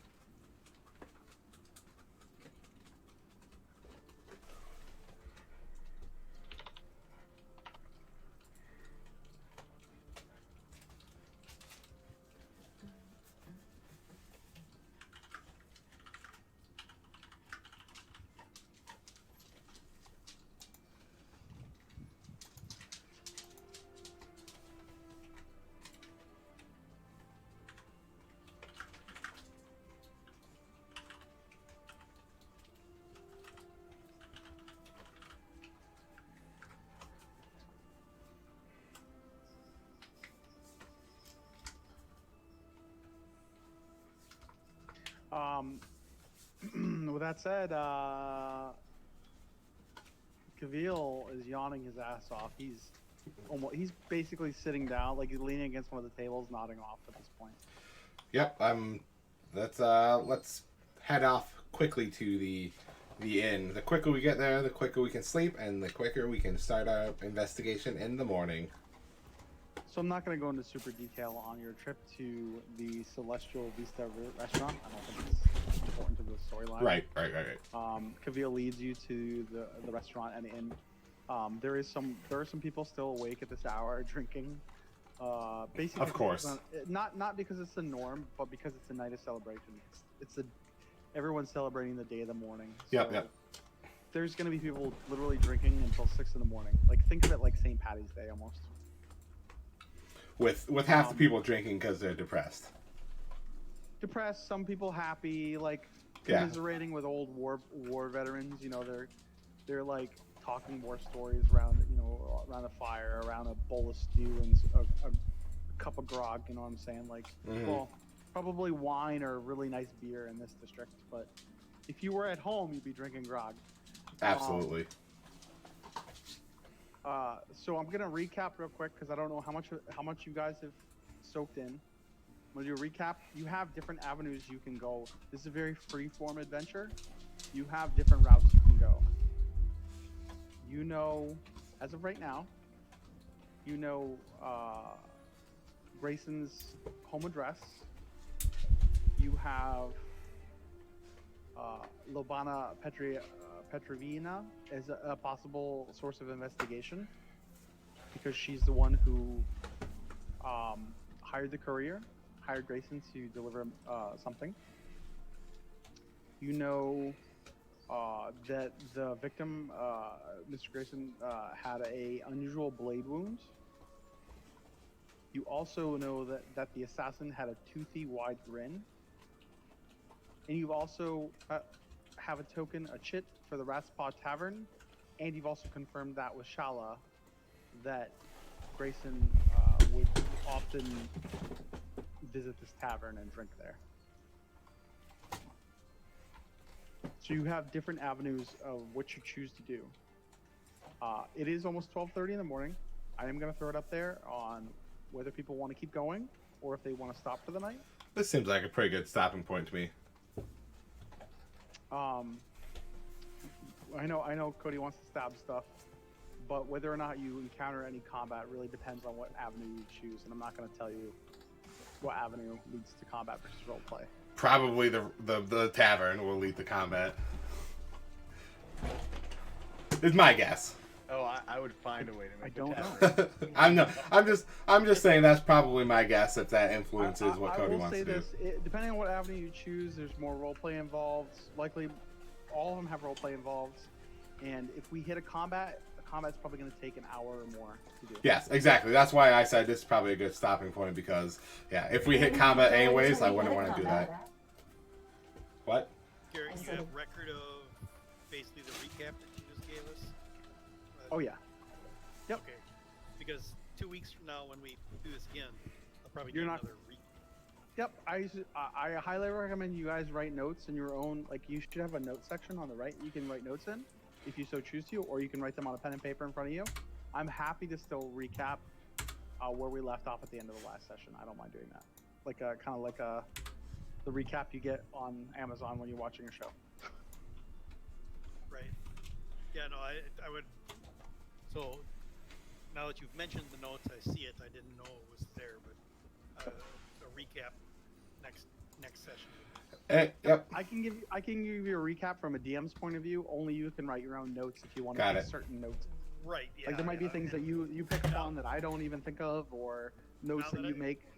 Now that I know it's there, I definitely will use it. But, yeah, I just didn't notice it. Yeah, and it looks like, because I was just testing it out, that it looks like when you put a note down, you can put whether or not you want to have it so everybody can see it. So we can be just slamming notes in there and everybody will be able to see them as we go along. Mine is empty right now because I was just testing it out, but yeah, it looks like I had it set to all, so you should be able to see that in the notes section, even though it's empty.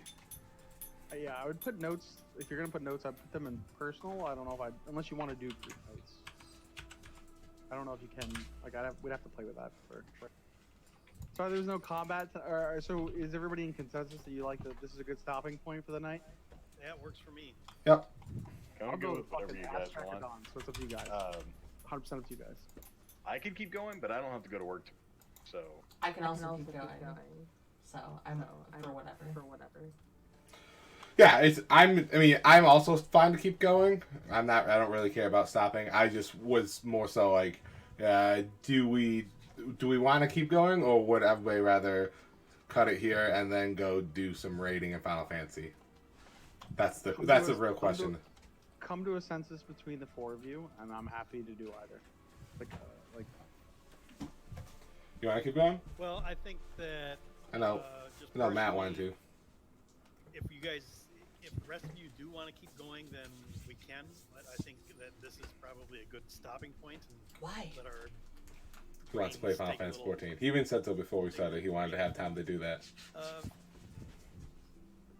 well. a side benefit Why of don't we that, make it Cody, is easy? you still get to stab shit because we get to go raid. It's true.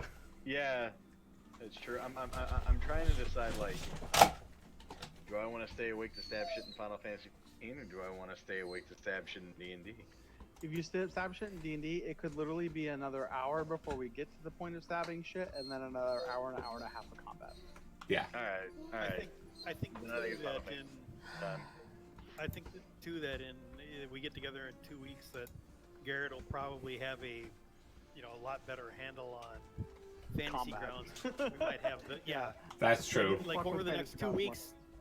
Over the next 2 weeks, we can do some practice. Just throw I some might characters actually down do and play with stuff. I might even be able to set up custom maps in the next 2 weeks as opposed to using some sort of Yeah, generic that sounds great That'd be too. cool. Yeah. As much as I know you want to stab shit, Cody, but I can't tell you, as a first time DMing again in like 15 years, I'm so happy at all the roleplay we had tonight. You guys are awesome. Yeah. It was actually really fun. This is my first ever D&D game. I've never played D&D. You did perfect, man. I Dude, can't. it was Yeah, you did a great fantastic job because you have as a the lower robot. intelligence. So like my character's getting a fucking kick out of it too. Yeah, it was pretty fun. It's hard. I've played a low intelligence. I played a half orc that was 6 intelligence Oh jeez. with a did. outhouse I've heard door about as a that. tower shield. That used to eat halflings. He was an idiot, but he was super friendly to most people other than the halflings.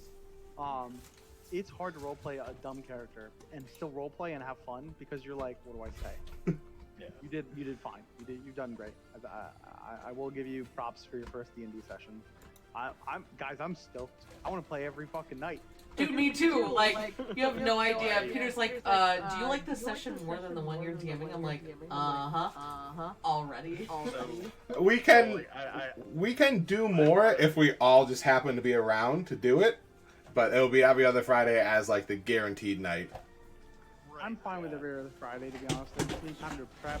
I'm still searching for a job and stuff. I totally understandable.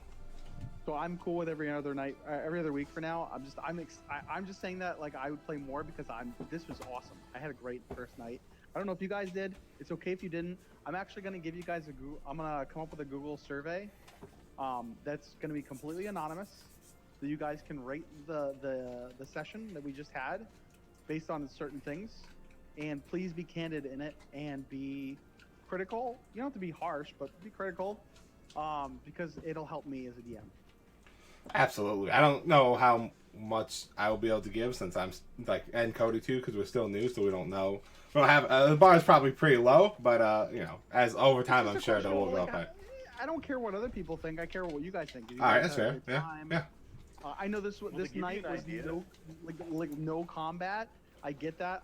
I like rolling dice. I like combat, but I had so much fun with the roleplay and the backstories. To start, I know that took longer than needed, but Matt and Pete, you guys got written backstories. I did because I kind of ran out of time because I was trying to like learn the app and also write stuff at the same time.